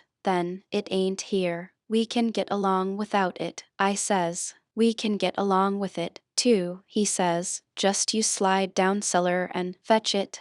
and then Mosi write down the lightning rod and come along. I'll go and stuff the straw into Jim's clothes to represent his mother in disguise and be ready to be like a sheep and shove soon as you get there. So out he went, and down cellar went I. The hunk of butter, big as a person's fist, was where I had left it, so I took up the slab of corn pone with it on, and blowed out my light, and started upstairs very stealthy, and got up to the main floor all right. But here comes Aunt Sally with a candle, and I clapped the truck in my hat, and clapped my hat on my head, and the next second she see me, and she says, "You been down cellar?" "Yes, what you been doing down there?" "Nothin', nothin', nom." "Well, then, what possessed you to go down there this time of night?" "I don't know, Em." "You don't know? Don't answer me that way, Tom. I want to know what you been doing down there." "I hain't been doing a single thing, Aunt Sally. I hope to gracious if I have. I reckon she'd let me go now, and as a general thing she would. But I s'pose there was so many strange things going on she was just in a sweat about every little thing that weren't yardstick straight. So she says, very decided, 'You just march into that setting room and stay there till I come. You been up to something you know business to, and I lay I'll find out what it is before I take 'em done with you.' So she went away as I opened the door and walked into the setting room. My, but there was a crowd there, 15 farmers, and every one of them had a gun. I was most powerful sick and slunk to a chair and sat down. They was setting around, some of them talking a little, in a low voice, and all of them fidgety and uneasy, but trying to look like they weren't. But I knowed they was, because they was always taking off their hats and putting them on, and scratching their heads and changing their seats and fumbling with their buttons. I warn't easy myself, but I didn't take my hat off all the same. I did wish Aunt Sally would come and get done with me and lick me if she wanted to, and let me get away and tell Tom how we'd overdone this thing and what a thundering hornet's nest we'd got ourselves into, so we could stop fooling around straight off and clear out with Jim before these rips got out of patience and come for us.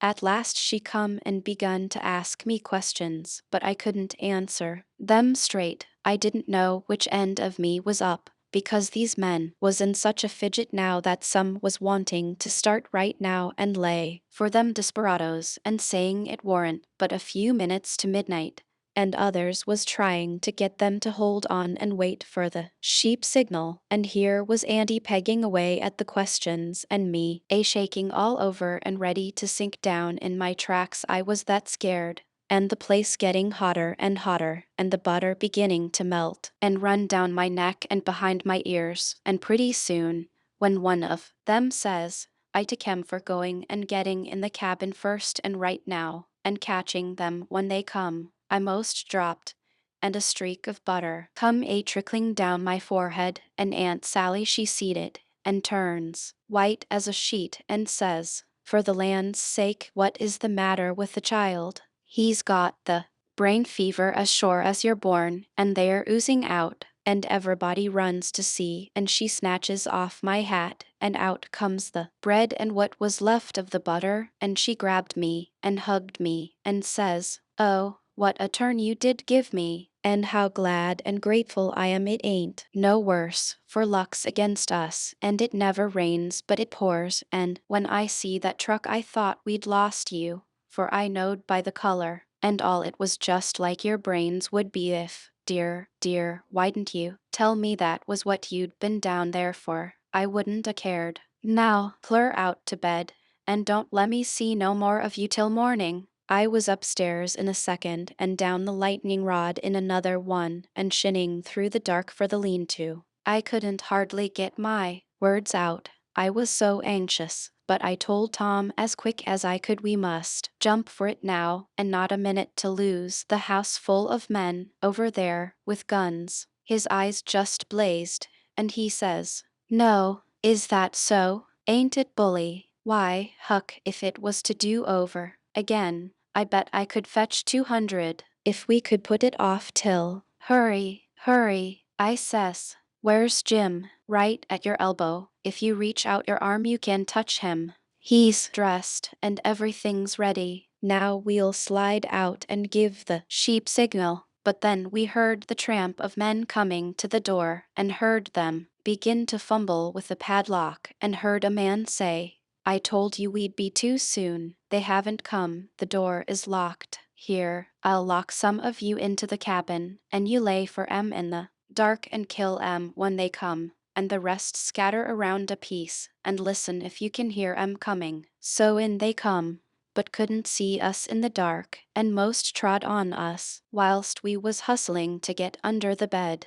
But we got under all right, and out through the hole, swift but soft, Jim first, me next, and Tom last, which was according to Tom's orders. Now we was in the lean-to, and heard trampings close by outside, so we crept to the door, and Tom stopped us there and put his eye to the crack, but couldn't make out nothing, it was so dark, and whispered and said he would listen for the steps to get further, and when he nudged us Jim must glide out first, and him last. So he set his ear to the crack and listened, and listened, and listened, and the steps scraping around out there all the time, and at last he nudged us, and we slid out, and stooped down, not breathing, and not making the least noise, and slipped stealthy towards the fence in Jun file, and got to it all right, and me and Jim over it. But Tom's breeches catched fast on a splinter on the top rail, and then he hear the steps coming, so he had to pull loose, which snapped the splinter and made a noise, and as he dropped in our tracks and started somebody sings out, Who's that? Answer, or I'll shoot. But we didn't answer, we just unfurled our heels and shoved. Then there was a rush, and a bang, bang, bang, and the bullets fairly whizzed around us.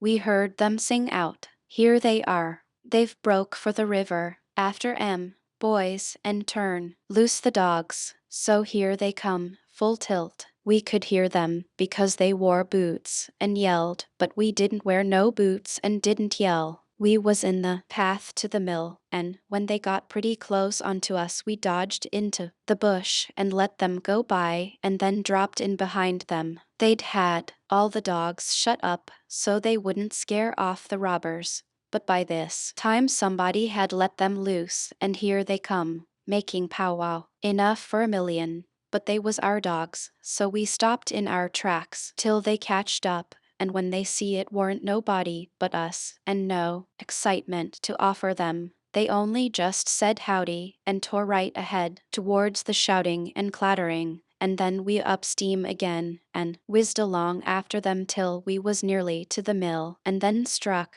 up through the bush to where my canoe was tied, and hopped in and pulled for dear life towards the middle of the river, but didn't make no more noise than we was obleeged to. Then we struck out, easy and comfortable, for the island where my raft was, and we could hear them yelling and barking at each other all up and down the bank, till we was so far away, the sounds got dim and died out, and when we stepped onto the raft I says, Now, old Jim, you're a free man again, and I bet you won't ever be a slave no more. And a mighty good job it was, too, Huck.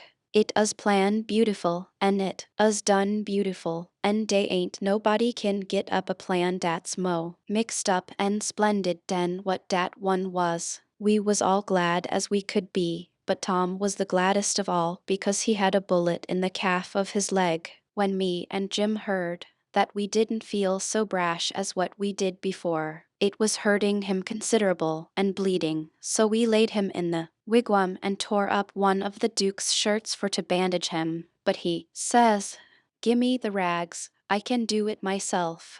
Don't stop now, don't fool around here, and the evasion booming along so handsome, man the sweeps and set her loose. Boys, we done it elegant. Deed we did. I wish we'd a had the handling of Louis Roman 16. There wouldn't a been no son of Saint Louis, ascend to heaven, wrote down in his biography. No, sir, we'd a whooped him over the border. That's what we'd a done with him, and done it just as slick as nothing at all, too. Man the sweeps, man the sweeps. But me and Jim was consulting and thinking, and after we'd thought a minute, I says, say it, Jim. So he says, well, den, dis is de way it look to me, Huck.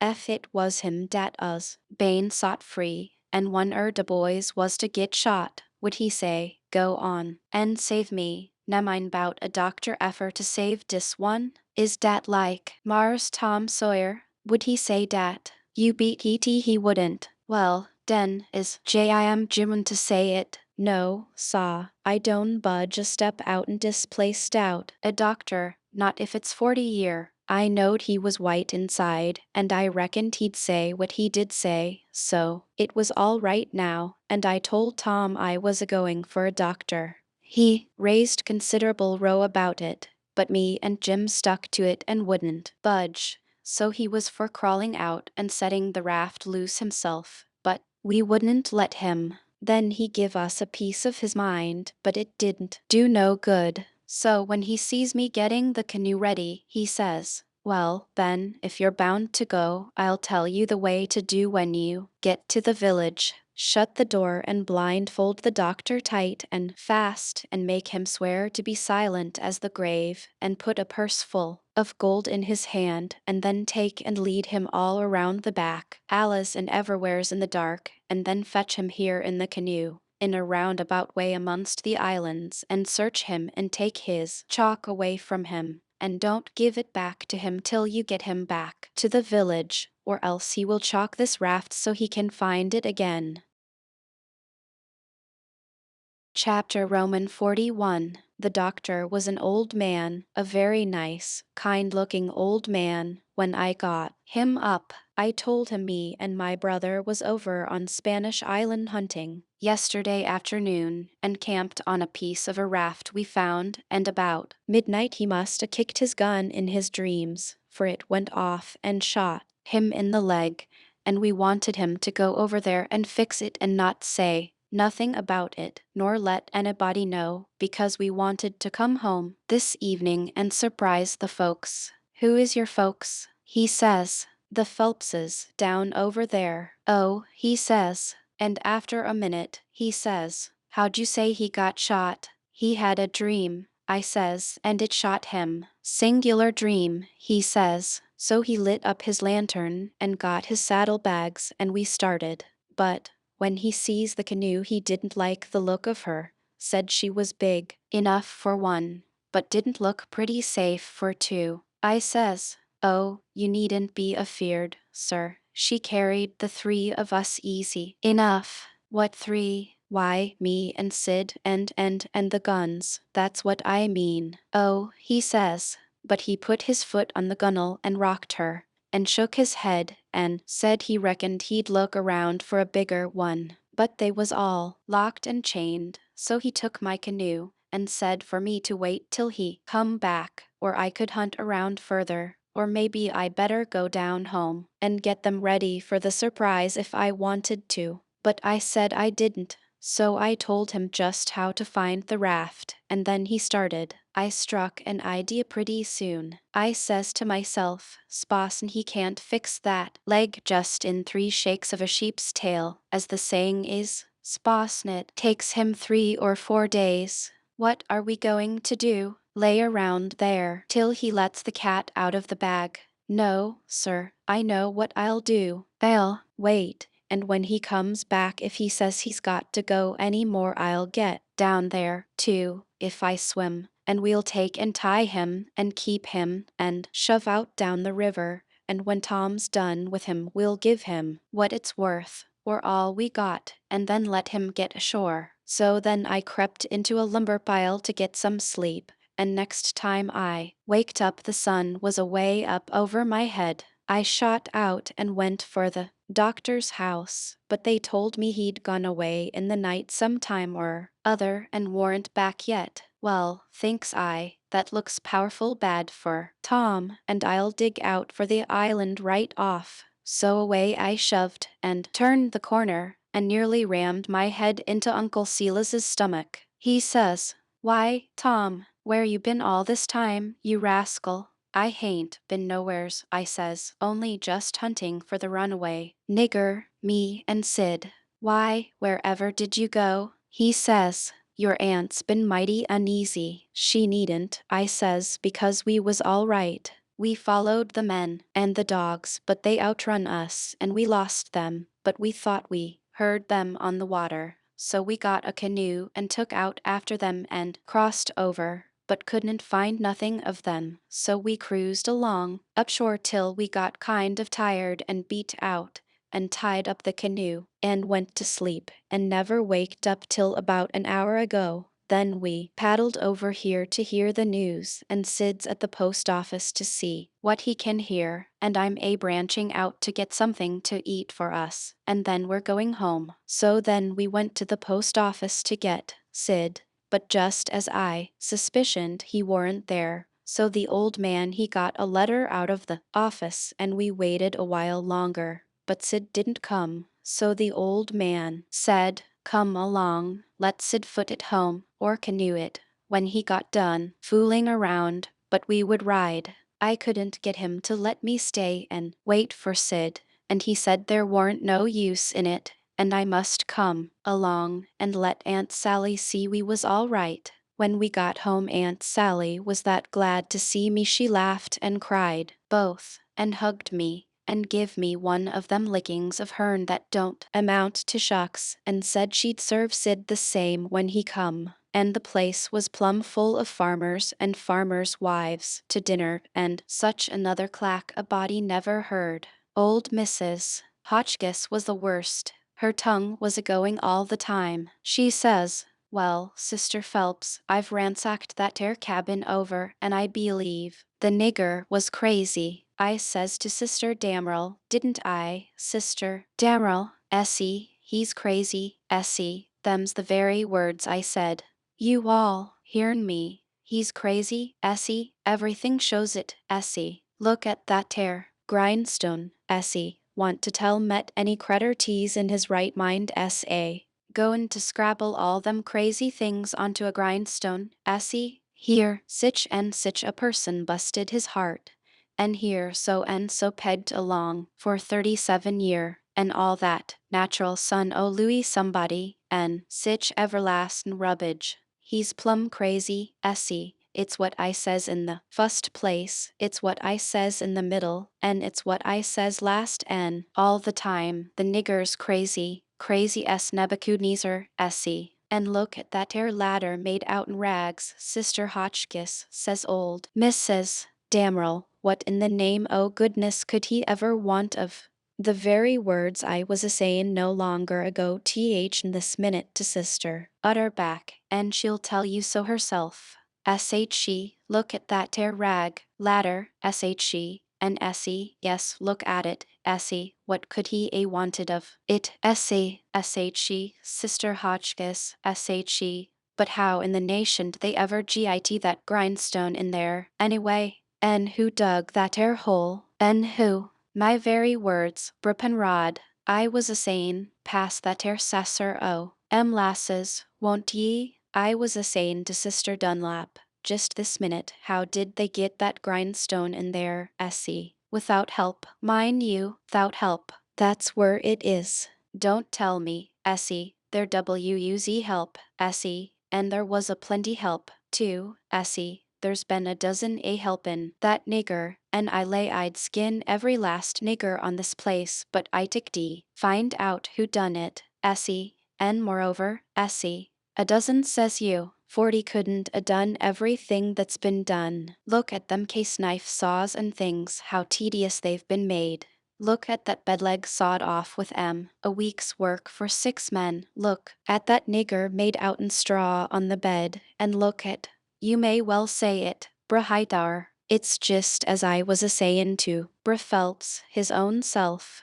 Essa, what do you think of it, Sister Hotchkiss? Essa? Think o' what, Bra Phelps, Essie? Think o' that bedleg sawed off that-a-way, Essa? Think of it, Ehi? I lay it never sawed itself off, Essie. Somebody sawed it, Essie. That's my opinion. Take it or leave it. It mayn't be no count, Essie. but sich as tea is, it's my opinion, Essie, and if anybody can start a better one, Essie, let him do it, Essie, that's all. I says to Sister Dunlap, Essie, why, dog my cats, they must a been a houseful o' niggers in there every night for 4 weeks to a done all that work. Sister Phelps, look at that shirt.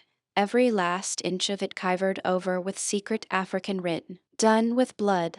Must a been a raft UVM at it right along all the time, a'most. Why, I'd give $2 to have it read to me. And as for the niggers that wrote it, I low I'd take and lash 'em till people to help him, Brother Marbles. Well, I reckon you'd think so if you'd a been in this house for a while back. Why, they've stole everything they could lay their hands on, and we a watching all the time, mind you. They stole that shirt right off o' the line, and as for that sheet they made the rag ladder out of, there ain't no telling how many times they didn't steal that, and flour, and candles, and candlesticks, and spoons, and the old warming pan, and most 1,000 things that I disremember now, and my new calico dress, and me and Silas and my Sid and Tom on the constant watch day and night, as I was a-telling you, and not a one of us could catch hide nor hair nor sight nor sound of them. And here at the last minute, lo and behold you, they slides right in under our noses and fools us, and not only fools us but the Injun territory, robbers too, and actually gets away with that nigger safe and sound, and that with 16 men and 22 dogs right on their very heels at that very time. I tell you, it just bangs anything I ever heard of.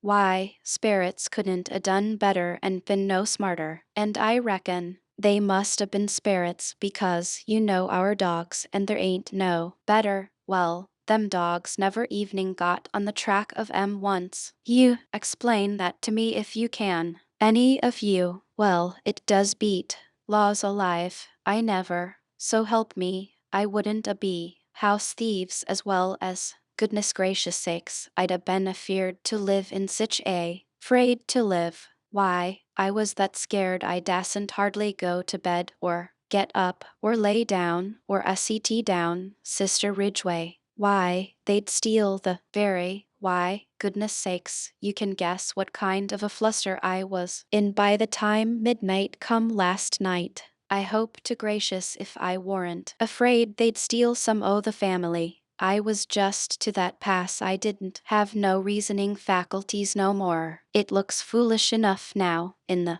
daytime, but I says to myself, there's my 2 poor boys asleep, way up stairs in that lonesome room, and I declare to goodness I was that uneasy till I crept up there and locked 'em in. I did, and anybody would, because, you know, when you get scared that way, and it keeps running on, and getting worse and worse all the time, and your wits gets to addling, and you get to doing all sorts o' wild things, and soon you think to yourself, "Sposs I was a boy, and was away up there, and the door ain't locked, and you." She stopped, looking kind of wondering, and then she turned her head around slow, and when her eye lit on me, I got up and took a walk. Says I to myself, I can explain better how we come to not be in that room this morning if I go out to one side and study over it a little. So I done it, but I dasn't go fur, or she'd a sent for me, and when it was late in the day the people all went, and then I come in and told her the noise and shooting waked up me and Sid, and the door was locked, and we wanted to see the fun. So we went down the lightning rod, and both of us got hurt a little, and we didn't never want to try that no more. And then I went on and told her all what I told Uncle Silas before, and then she said she'd forgive us, and maybe it was all right enough anyway, and about what a body may expect of boys, for all boys was a pretty harum-scarum lot as fur as she could see, and so, as long as no harm hadn't come of it,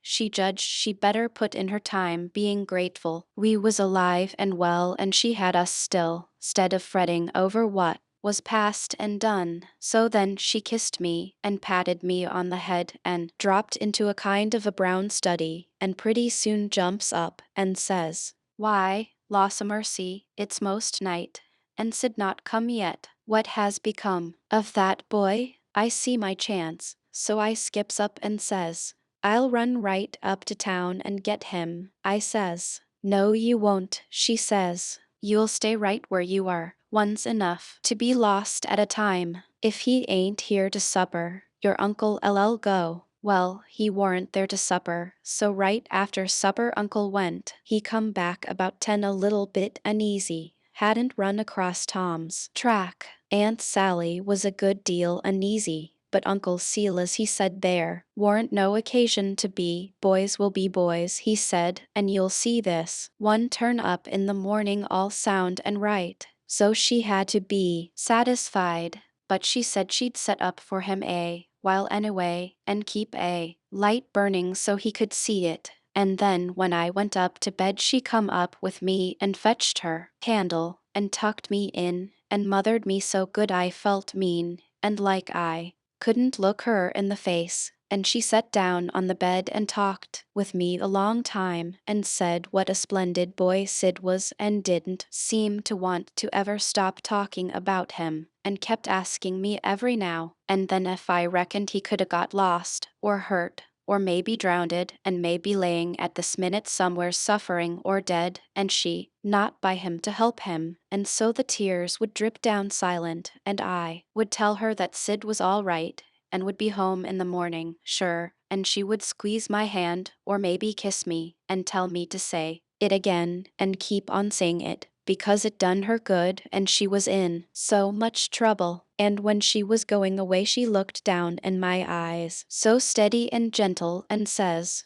the door ain't going to be locked, Tom, and there's the window and the rod, but you'll be good, won't you? And you won't go? For my sake. Laws knows I wanted to go bad enough to see about Tom, and was all intending to go, but after that I wouldn't a went, not for kingdoms. But she was on my mind, and Tom was on my mind, so I slept very restless. And twice I went down the rod away in the night, and slipped around front, and see her setting there by her candle in the window with her eyes towards the road and the tears in them, and I wished I could do something for her, but I couldn't, only to swear that I wouldn't never do nothing to grieve her any more. Chapter Roman 42. The old man was uptown again before breakfast, but couldn't get no track of Tom, and both of them sat at the table thinking, and not saying nothing, and looking mournful, and their coffee getting cold, and not eating anything. And soon the old man says, Did I give you the letter? What letter? The one I got yesterday out of the post office. No, you didn't give me no letter. Well, I must 'a' forgot it. So he rummaged his pockets, and then went off somewheres where he had laid it down, and fetched it and give it to her. She says, Why, it's from St. Petersburg. It's from Sis. I allowed another walk would do me good, but I couldn't stir. But before she could break it open she dropped it and run, for she see something. And so did I. It was Tom Sawyer on a mattress, and that old doctor, and Jim, in her calico dress, with his hands tied behind him, and a lot of people. I hid the letter behind the first thing that come handy, and rushed. She flung herself at Tom, crying, and says, Oh, he's dead, I know he's dead. And Tom he turned his head a little, and muttered something or other, which showed he warn't in his right mind. Then she flung up her hands, and says, He's alive, thank God, and that's enough. And she snatched a kiss of him, and flew for the house to get the bed ready, and scattering orders right and left at the niggers and everybody else, as fast as her tongue could go, every jump of the way. I followed the men to see what they was going to do with Jim, and the old doctor and Uncle Silas followed after Tom into the house. The men was very huffy, and some of them wanted to hang Jim for an example to all the other niggers around there, so they wouldn't be trying to run away like Jim done, and making such a raft of trouble, and keeping a whole family scared most to death for days and nights.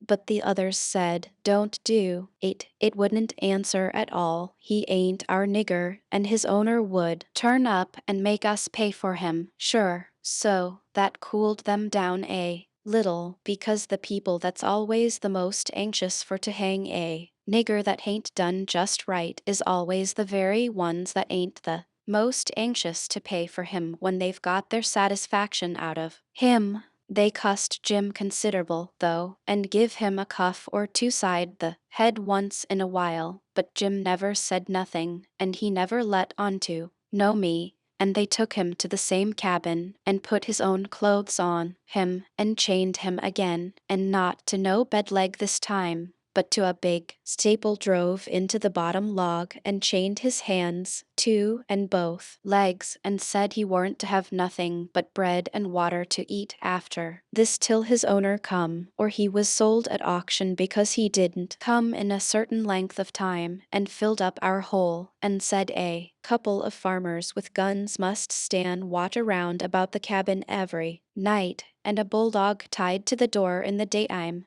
and about this time they was through with the job and was tapering off with a kind of general goodbye cussing, and then the old doctor comes and takes a look and says, "Don't be no rougher on him than you're obleeged to, because he ain't a bad nigger." When I got to where I found the boy, I see I couldn't cut the bullet out without some help, and he warn't in no condition for me to leave to go and get help, and he got a little worse and a little worse, and after a long time he went out of his head, and wouldn't let me come near him any more, and said if I chalked his raft he'd kill me, and no end of wild foolishness like that, and I see I couldn't do anything at all with him, so I says I got to have help somehow, and the minute I says it out crawls this nigger from somewheres and says he'll help, and he done it, too, and done it very well. Of course I judged he must be a runaway nigger, and there I was, and there I had to stick right straight along all the rest of the day and all night.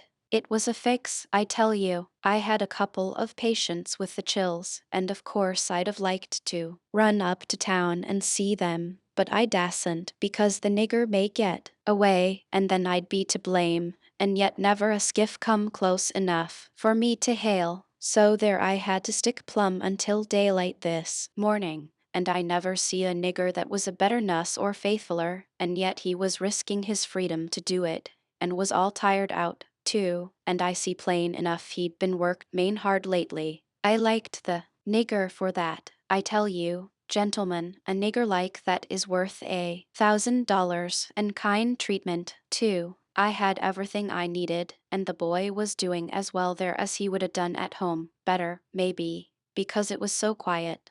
But there I was with both of 'em on my hands, and there I had to stick till about dawn this morning. Then some men in a skiff come by, and as good luck would have it the nigger was setting by the pallet with his head propped on his knees sound asleep, so I motioned them in quiet, and they slipped up on him and grabbed him and tied him before he knowed what he was about, and we never had no trouble, and the boy being in a kind of a flighty sleep, too. We muffled the oars, and hitched the raft on, and towed her over very nice and quiet, and the nigger never made the least row nor said a word from the start. He ain't no bad nigger, gentlemen. That's what I think about him. Somebody says, "Well, it sounds very good, doctor, I'm obleeged to say." Then the others softened up a little, too, and I was mighty thankful to that old doctor for doing Jim that good turn, and I was glad it was, according to my judgment of him, too, because I thought he had a good heart in him and was a good man the first time I see him.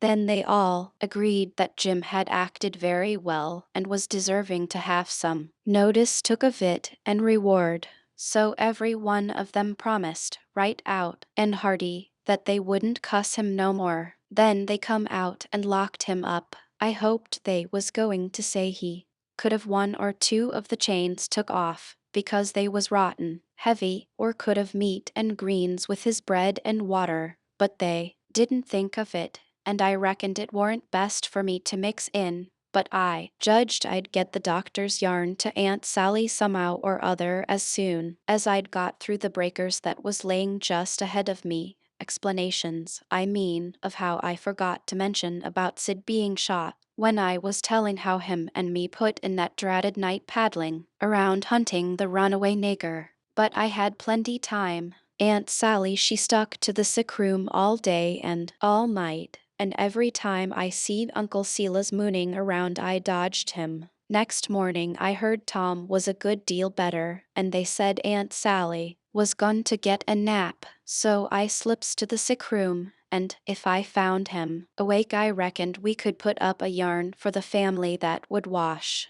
But he was sleeping, and sleeping very peaceful, too, and pale, not fire-faced the way he was when he come. So I sat down and laid for him to wake. In about half an hour Aunt Sally comes gliding in, and there I was up a stump again. She motioned me to be still, and sat down by me, and begun to whisper, and said we could all be joyful now, because all the symptoms was first rate, and he'd been sleeping like that forever so long, and looking better and peacefuler all the time, and 10 to 1 he'd wake up in his right mind. So we sat there watching, and soon he stirs a bit, and opened his eyes very natural, and takes a look, and says, "Hello, why, I'm at home. How's that? Where's the raft?"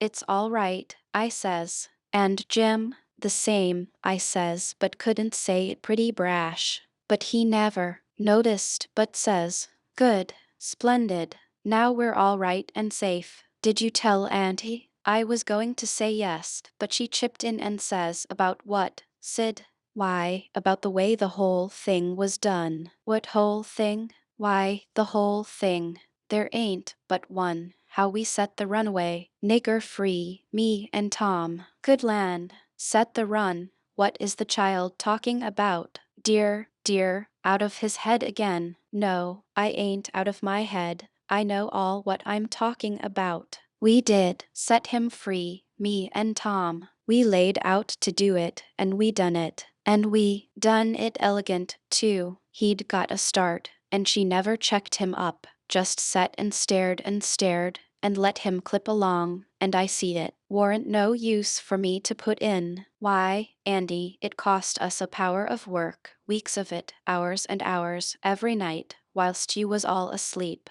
And we had to steal candles, and the sheet, and the shirt, and your dress, and spoons, and tin plates, and case knives, and the warming pan, and the grindstone, and flour, and just no end of things, and you can't think what work it was to make the saws, and pens, and inscriptions, and one thing or another, and you can't think half the fun it was. And we had to make up the pictures of coffins and things and anonymous letters from the robbers, and get up and down the lightning rod and dig the hole into the cabin, and made the rope ladder, and send it and cooked up in a pie, and send in spoons and things to work within your apron pocket. Mercy sakes! And load up the cabin with rats and snakes and so on, for company for Jim, and then you kept Tom here so long with the butter in his hat that you come near spiling the whole business, because the men come before we was out of the cabin, and we had to rush, and they heard us and let drive at us, and I got my share, and we dodged out of the path and let them go by, and when the dogs come they weren't interested in us, but went for the most noise, and we got our canoe, and made for the raft, and was all safe, and Jim was a free man, and we done it all by ourselves, and wasn't it bully, Andy? Well, I never heard the likes of it in all my born days. So it was you little rapscallions, that's been making all this trouble, and turned everybody's wits clean inside out, and scared us almost to death. I've as good a notion as ever I had in my life to take it out o' you this very minute. To think, here I've been, night after night, you just get well once, you young scamp, and I lay I'll tan the old Harry out o' both o' ye. But Tom, he was so proud and joyful, he just couldn't hold in, and his tongue just went it, she a chipping in, and spitting fire all along, and both of them going it at once, like a cat convention, and she says, "Well, you get all the enjoyment you can out of it now, for mind I tell you if I catch you meddling with him again. Meddling with who? Tom says, dropping his smile and looking surprised. With who? Why, the runaway nigger, of course. Who do you reckon? Tom looks at me very grave and says, Tom, didn't you just tell me he was all right? Hasn't he got away? Him? Says Aunt Sally, the runaway nigger. Deed he hasn't.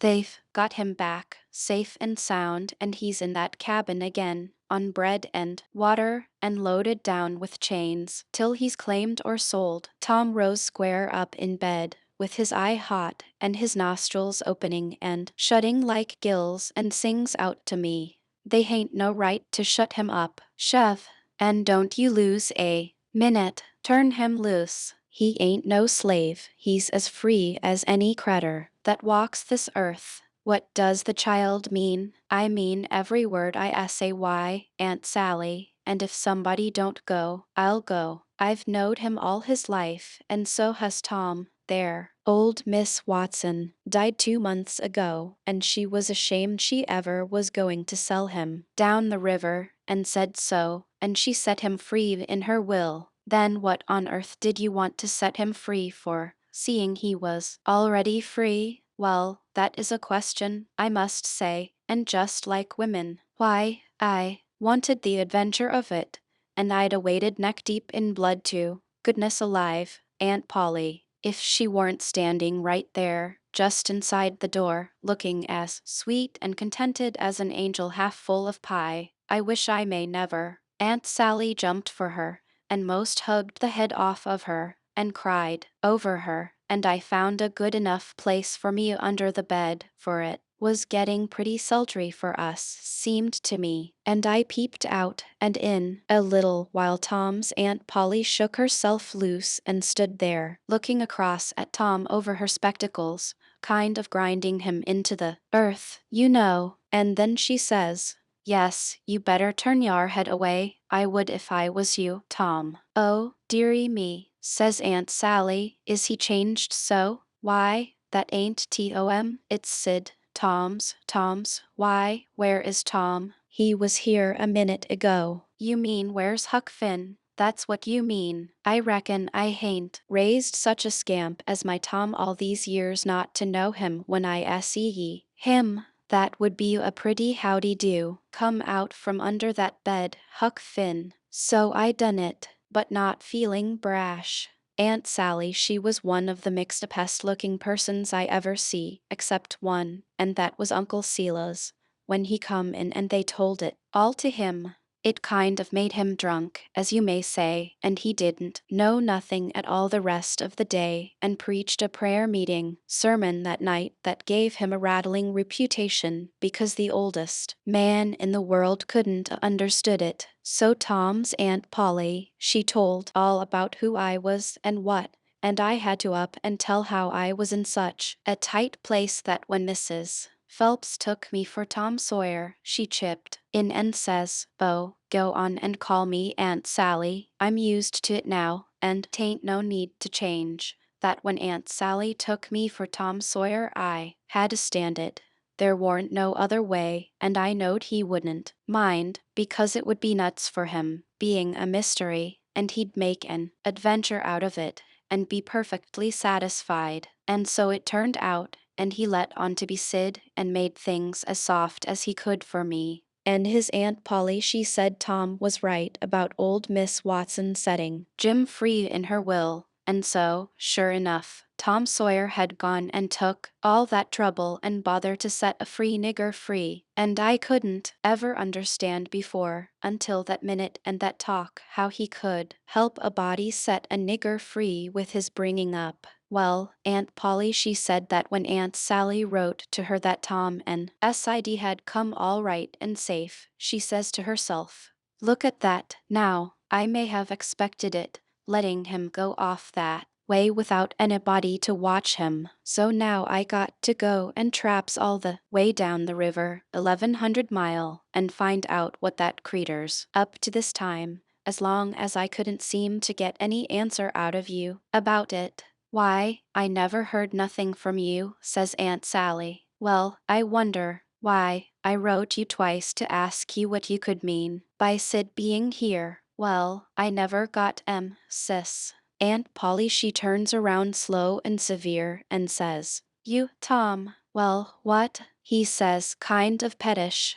Don't you what me, you impudent thing, hand out them letters. What letters? Them letters. I be bound, if I have to take a holt of you they're in the trunk. There, now, and they're just the same as they was when I got them out of the office. I hain't looked into them. I hain't touched them. But I knowed they'd make trouble, and I thought if you weren't in no hurry, well, you do need skinning. There ain't no mistake about it. And I wrote another one to tell you I was coming, and I s'pose no, it come yesterday. I hain't read it yet, but it's all right. I've got that one. I wanted to offer to bet $2 she hadn't, but I reckoned maybe it was just as safe to not to. So I never said nothing. Chapter the last. The first time I catched Tom private, I asked him what was his idea, time, of the evasion,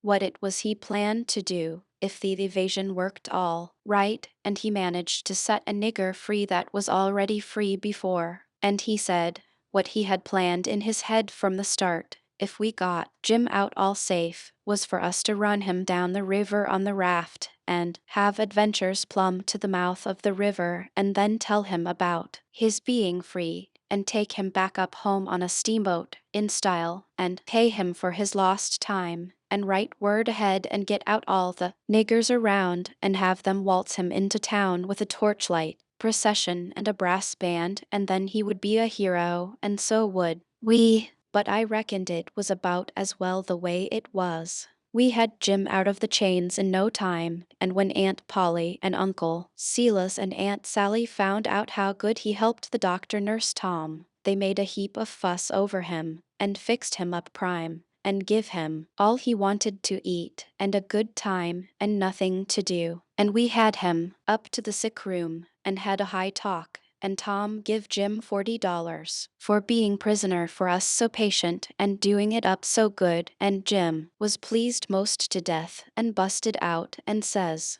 "Da, now, Huck, what I tell you? What I tell you up da on Jackson Island? I tol' you I got a Harry Breas, and what's de sign on it? And I tol' you I been rich onct, and gwinter to be rich again, and it's come true, and she is.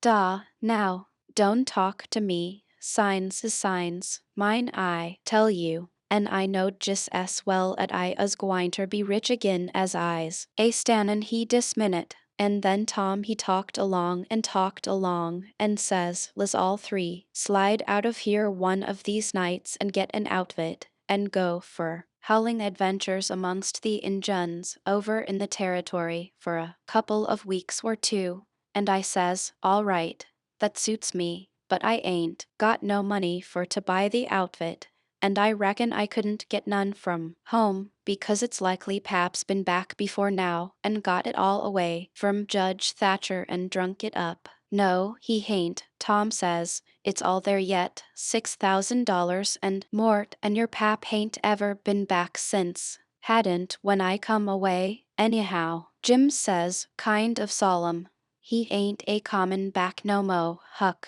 I says, why, Jim, nemmine why, Huck, but he ain't common back no mo. But I kept at him, so at last he says, don't you 'member de house dat was floatin' down de river, and dey was a man in da, kivered up, and I went in and unkivered him and didn't let you come in. Well, den, you kin get yo money when you wants it, case dat was him. Tom's most well now, and got his bullet around his neck on a watch guard for a watch, and is always seeing what time it is, and so there ain't nothing more to write about, and I'm rotten glad of it, because if I'd knowed what a trouble it was to make a book I wouldn't a tackled it, and ain't going to know more. But I reckon I got to light out for the territory ahead of the rest, because Aunt Sally she's going to adopt me and civilize me, and I can't stand it.